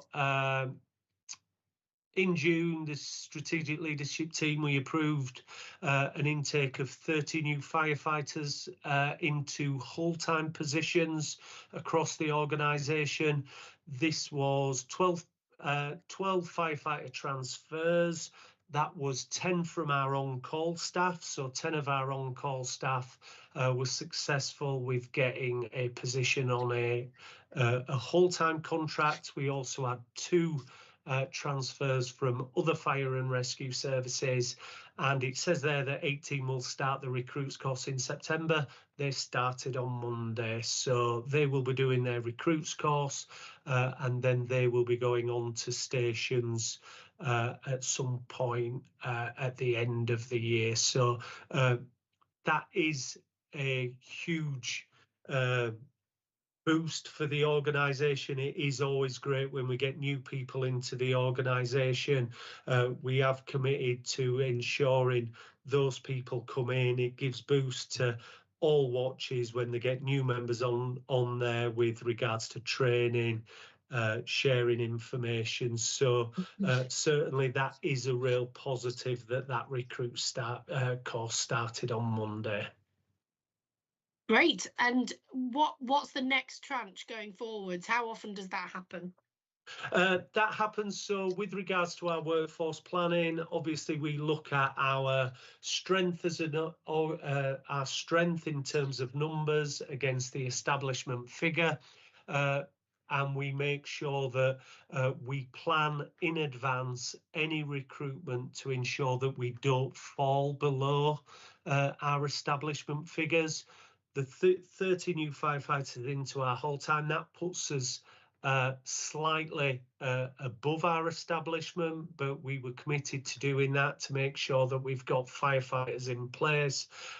Certainly now that will continue then to be offset through retirements or potentially transfers out to other organisations, but we're monitoring that on a monthly basis, and as soon as the figure drops below a trigger point, we will then set up for a further recruits course. But huge amounts of activity. We run a recruits course last year, we've done one this year, and it's a massive amount of effort for everyone within our talent team, within our officer cohort, to ensure that we get those in place.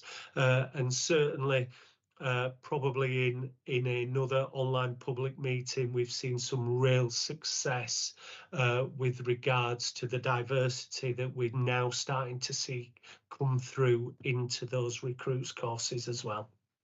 Great, thank you.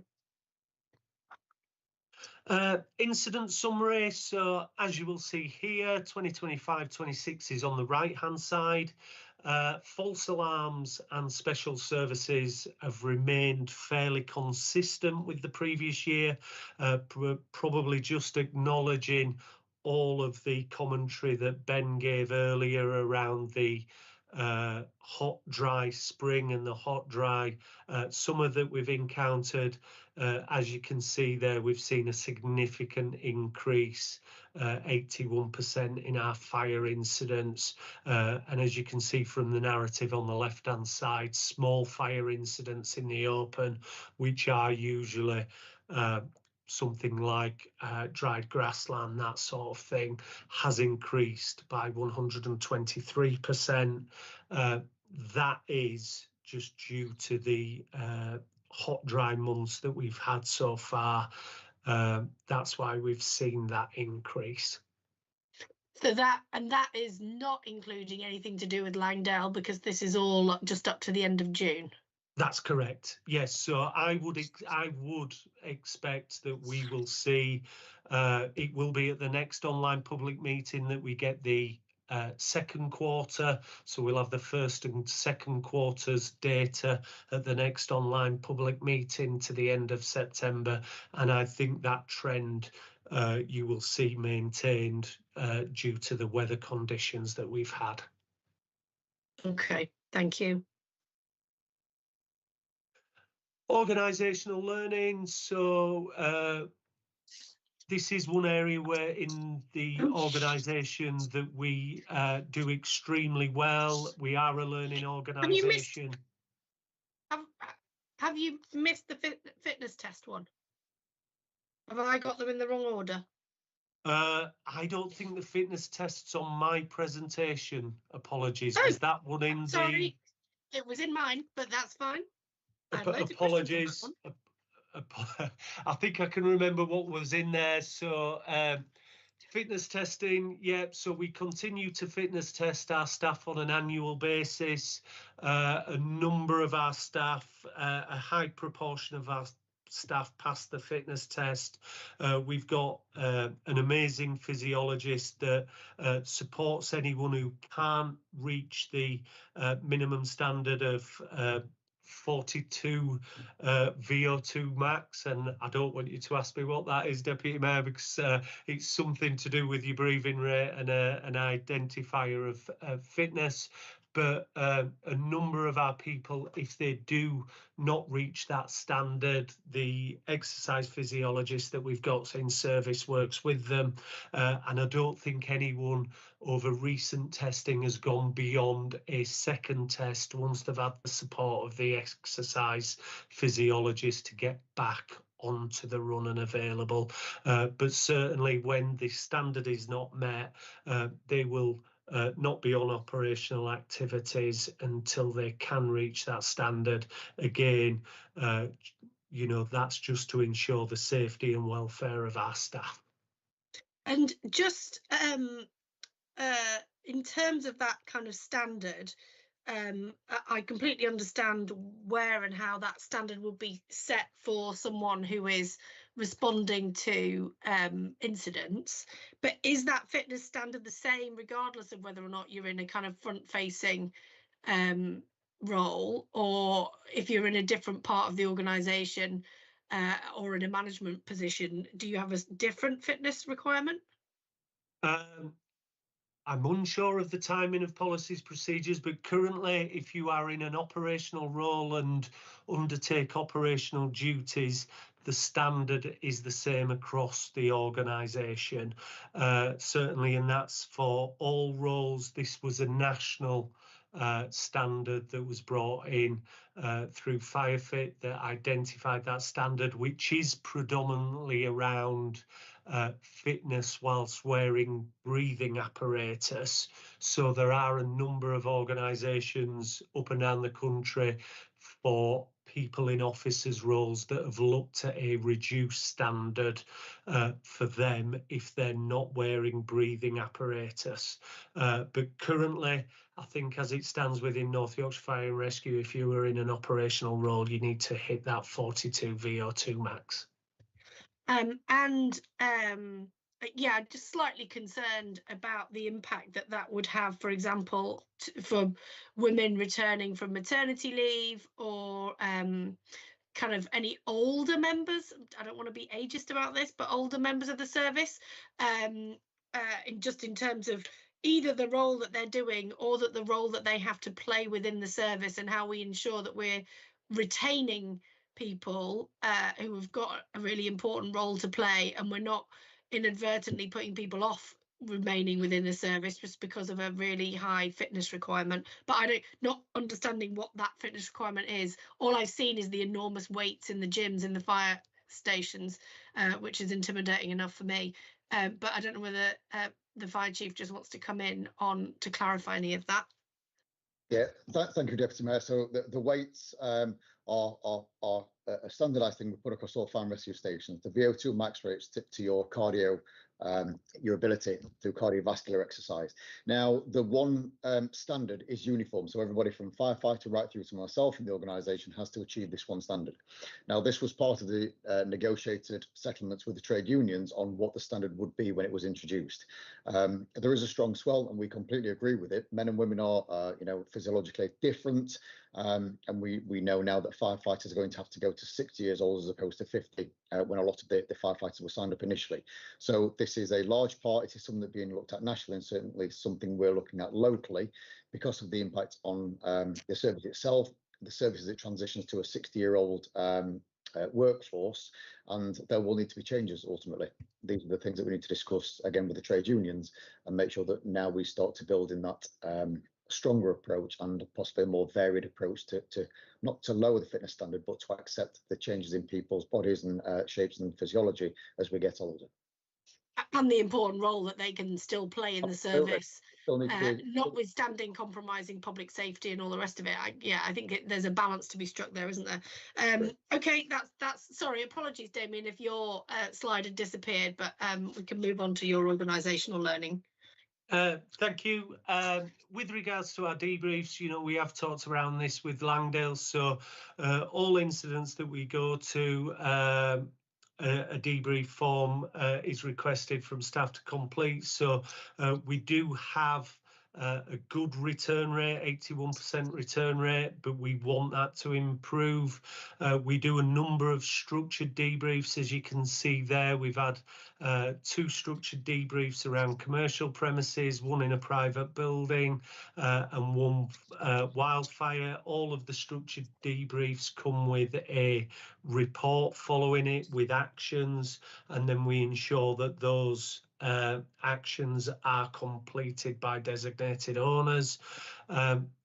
With regards to exercises, 29 operational exercises were done within the reporting period, and if there are any significant learning from either internally within North Yorkshire or externally, we will either pass up to national organisational learning, or when there are any national organisational learning that comes from other services, we ensure that that is promulgated effectively across our staff to ensure their safety.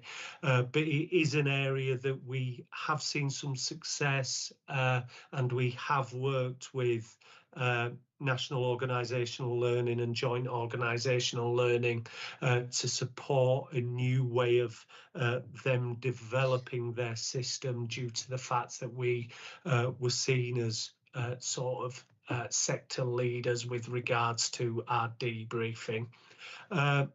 With regards to Jessup delivery, we talked about Jessup earlier, which is the way in which we work with. Tell me what it stands for.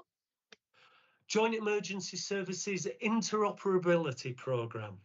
Thank you. So this is how we work with partners and other agencies to respond to an incident. So we worked under Jessup principles at the Langdale Moor incident. We train on that. Everyone within the organisation trains on the Jessup principles every year.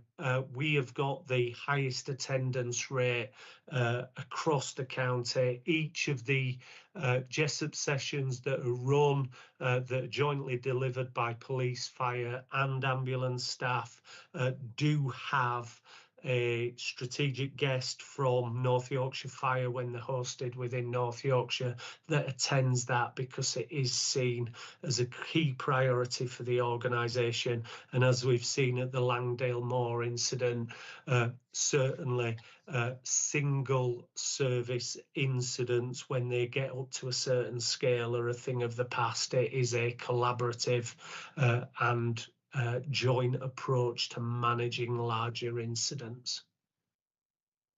Yeah, thank you. That's fine for me. I didn't have any questions on that one. We can, I think, thank you, Damien. That was great. Although next time I think we'll have a bit more insight in terms of the next quarter, because it will include the Langdale incident data in it as well, I assume, in terms of the wider performance on the rest of the region. I think we can move on to the final section, which is the NYFRS inspection update. Damien, is this you again? It is me again, yeah, thank you.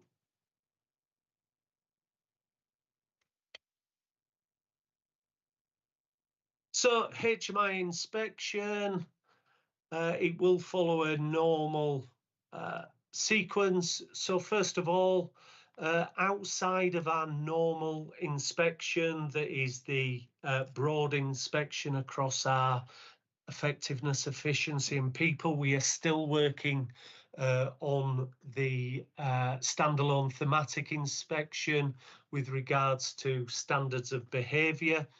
As you can see there, we've got a number of actions that were brought forward at the last Risk and Assurance Board for us to propose to close, that we've fully addressed those actions. We are aware that some of those are backdated, and we do need updates on those recommendations that you can see in red. We have got the senior responsible owners with those that we do need to look into it. Some of the actions that we have with regards to misconduct handling, a number of the actions presented consider services that have got far more hold time. So some of the recommendations are upon promotion, staff should be moved to another station or location. Obviously, as a predominantly on-call service, and where we have also day crewed staff, it isn't possible for us to move individuals to different locations unilaterally on promotion. So on some of the recommendations, we do have to liaise with NYFRS, but we do that on a regular basis. But some of those will be updated prior to the next online public meeting, and we will be certainly looking to propose to close all of the recommendations from February by the next online public meeting. Okay, that's helpful. Thank you. That's just the risk assessment process with the colours that you've just seen. The monitoring portal. So HMI in 2025 have brought in a new monitoring portal. I'm saying it's new for fire and rescue services. The inspection side on the police side have had a monitoring portal for some time. Each of our recommendations and areas for improvement are given a level, as you can see on the slide there in front of you. We're then asked to update the monitoring portal with how we have progressed those recommendations and how we've achieved that we've closed some of those off. The level 4 that you can see there for causes of concern and anyone that is in engage, which we are not. We've got 7 areas for improvement from our last report, so they would fall under some of them level 2, some of them level 3. What is really good to see is that the introduction of the monitoring portal from HMI, we don't have to adapt our process to meet the requirements of this. We have always captured the evidence that's required to close each of the areas for improvement historically, all the recommendations, all of the evidence is captured. It's not just a narrative, it'll be evidence from meeting minutes, decisions made, new policies, new procedures. We've captured that locally for the previous 2 years, obviously to resolve our causes of concern and areas for improvement. So the only thing we now need to do in addition is, when we've closed them off, is upload the information that we've always gathered internally and upload that to the HMI portal. There are some benefits to this, because rather than HMI just waiting until it's our inspection in 2 years' time, if there is anything further that they would like to see, they can contact us through the portal to make sure that we've covered everything off that we need to prior to inspection. Great, thank you. That's I don't have any questions on that one. Thank you. What we've got here is the strategic timeline, because it feels like we've just been inspected, but it has now been some time. But we are already planning for the next inspection, which is likely to be in sort of approximately 2 years' time from now. So lots of meetings continue. The way in which we've governed this previously, we've got a monthly HMI specific meeting where all of the recommendations and the areas for improvement are discussed. We've identified senior responsible owners for each of the 7 new areas for improvement. Progress is captured at that monthly meeting, and then that is uplifted to the Risk and Assurance Board for sign-off when we've completed those recommendations. Given the way that we completed the 24 areas for improvement previously and the recommendations associated to the causes of concern, we've kept that process the same as we move forward. What we do have the opportunity and ability to do this time, because we've got only 7 areas for improvement, is we can look really closely on this occasion at HMI's characteristics of good and ensure, even in the areas where we haven't had an area for improvement, that we can align to what HMI are looking at as characteristics of good. So it gives us the opportunity to be a little bit more proactive in the next 2 years, where we were somewhat reactive in the previous 2 years, looking at obviously closing the 24 areas for improvement identified by HMI. Okay, great, thank you. These are the areas for improvement that we've had this time, so they are quite specific. On the last one, we got some quite broad areas for improvement.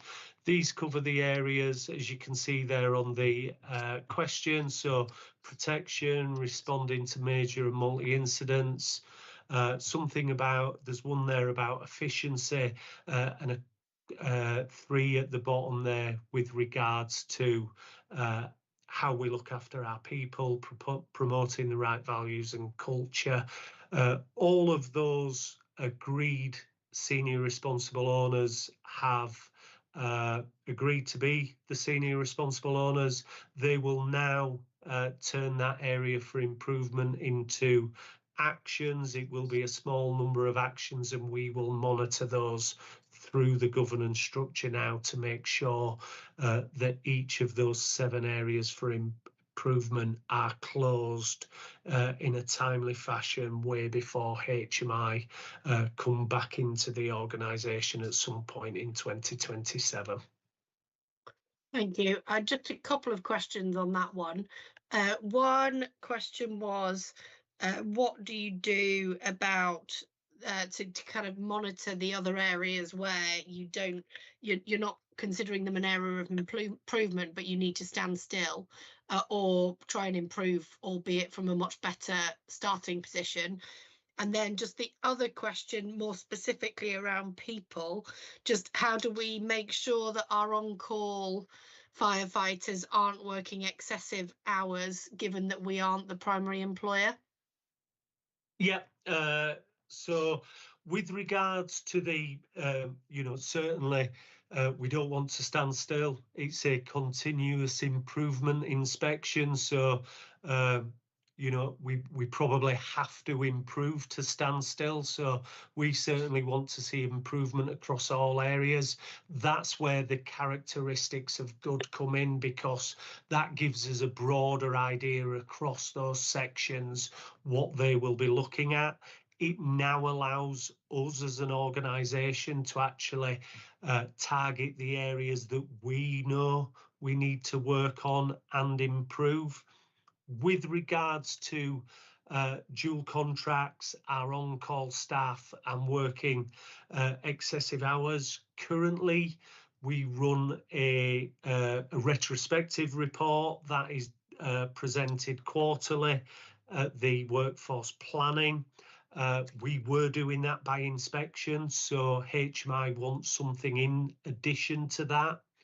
Within the CRMP, we do, one of the proposals is to get an updated and improved HR system, which will allow us to monitor the working hours of our staff. It is a significant challenge with regards to on-call because they do have a primary employer. At times, it's usually the primary employer that takes the ownership of, are they working excessive hours? But certainly we're looking to improve our systems to be able to monitor it as they're working their hours rather than a retrospective look back. But certainly we will be looking at this, and for our dual contract staff, there are systems available to us which will do this continuously and show if anyone has worked excessive hours, does need to take a break. Certainly with regards to on-call, there will always be a personal element of responsibility here as well, though, that, if someone has worked hours and does need a rest, certainly from an organisational point of view, we will support that. I think we've been able to demonstrate over the presentation at Langdale, we take the health, safety and welfare of all our staff really important. And if anybody does need to ensure that they have a break from their, either of their contracts if they're dual contract with us or from their primary employer. Certainly as an organisation, we will be supportive of that. Great. Okay, that was it from me on that slide. The last slide here is with regards to twice a year, we send HMI alongside all other fire and rescue services, send them lots of data. From that data, they produce a digital analysis pack. It does say on this slide that it's due to be published. It now has been published. It may be something, Deputy Mayor, that you'd want to have a look at in the future, because it does give a national picture on statistics. So it will show the number of home fire safety visits that are undertaken per 1,000 domestic dwellings, and it will show us benchmarks across the other English fire and rescue services. So the digital analysis pack was published about a week ago.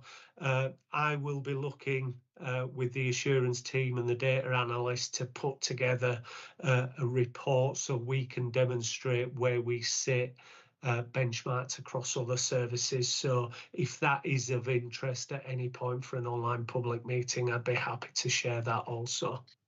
I think certainly thinking about ways in which that can be best shared in a public setting in some form, I think that is a really good idea. But I'm happy for us to talk about the best way of doing that outside of here. Perfect. Okay, thank you.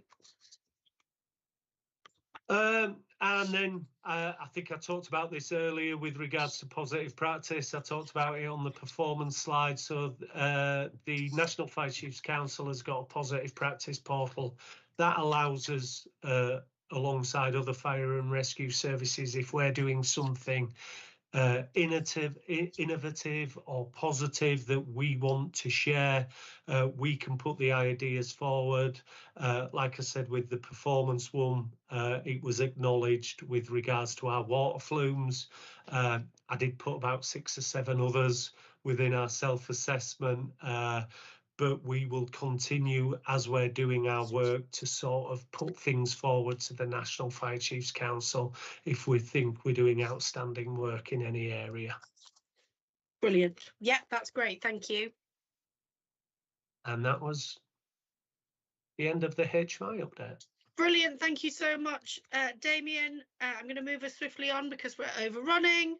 I think we've just got one section left to cover, which is the public questions, and we had one public question from Paul in Robin Hood's Bay about the water bowser and the recent community risk management plan consultation, which closed, I think I'm right in saying, on the 9th of September, and the results of that are currently being evaluated.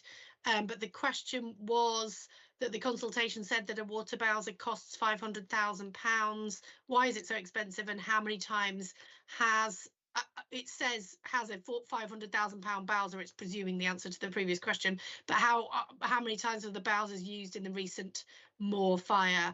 I'm not sure who is it that's coming in on that.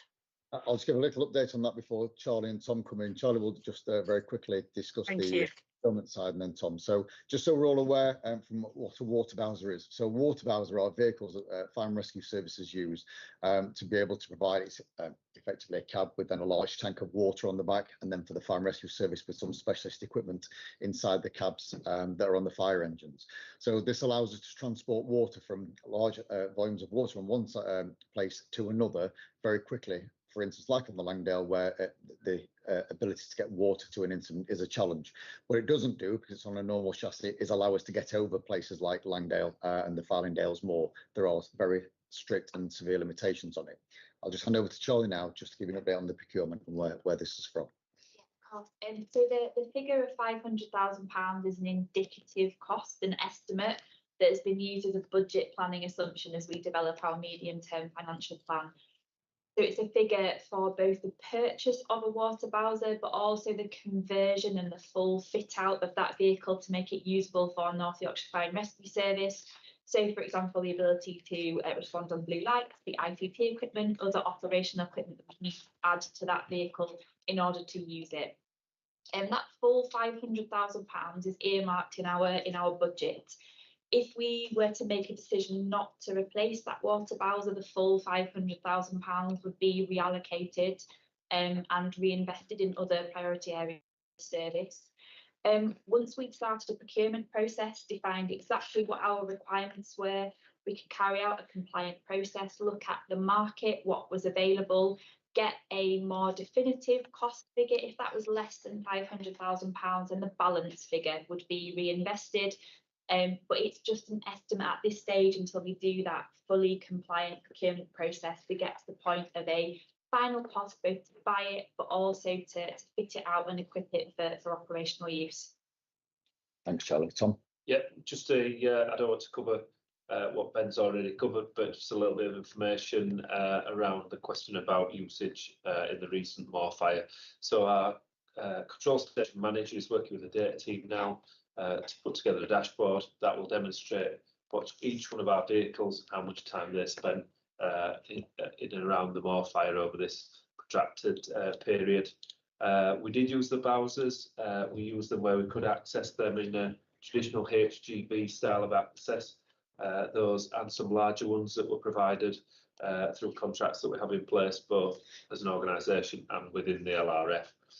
But when the incident did get into its real dynamic phase, where there was heightened risk to life, critical infrastructure and property, the requirement for the extensive water, we did become very reliant on the agricultural machinery to get us that to those points where it was really definitive use needed.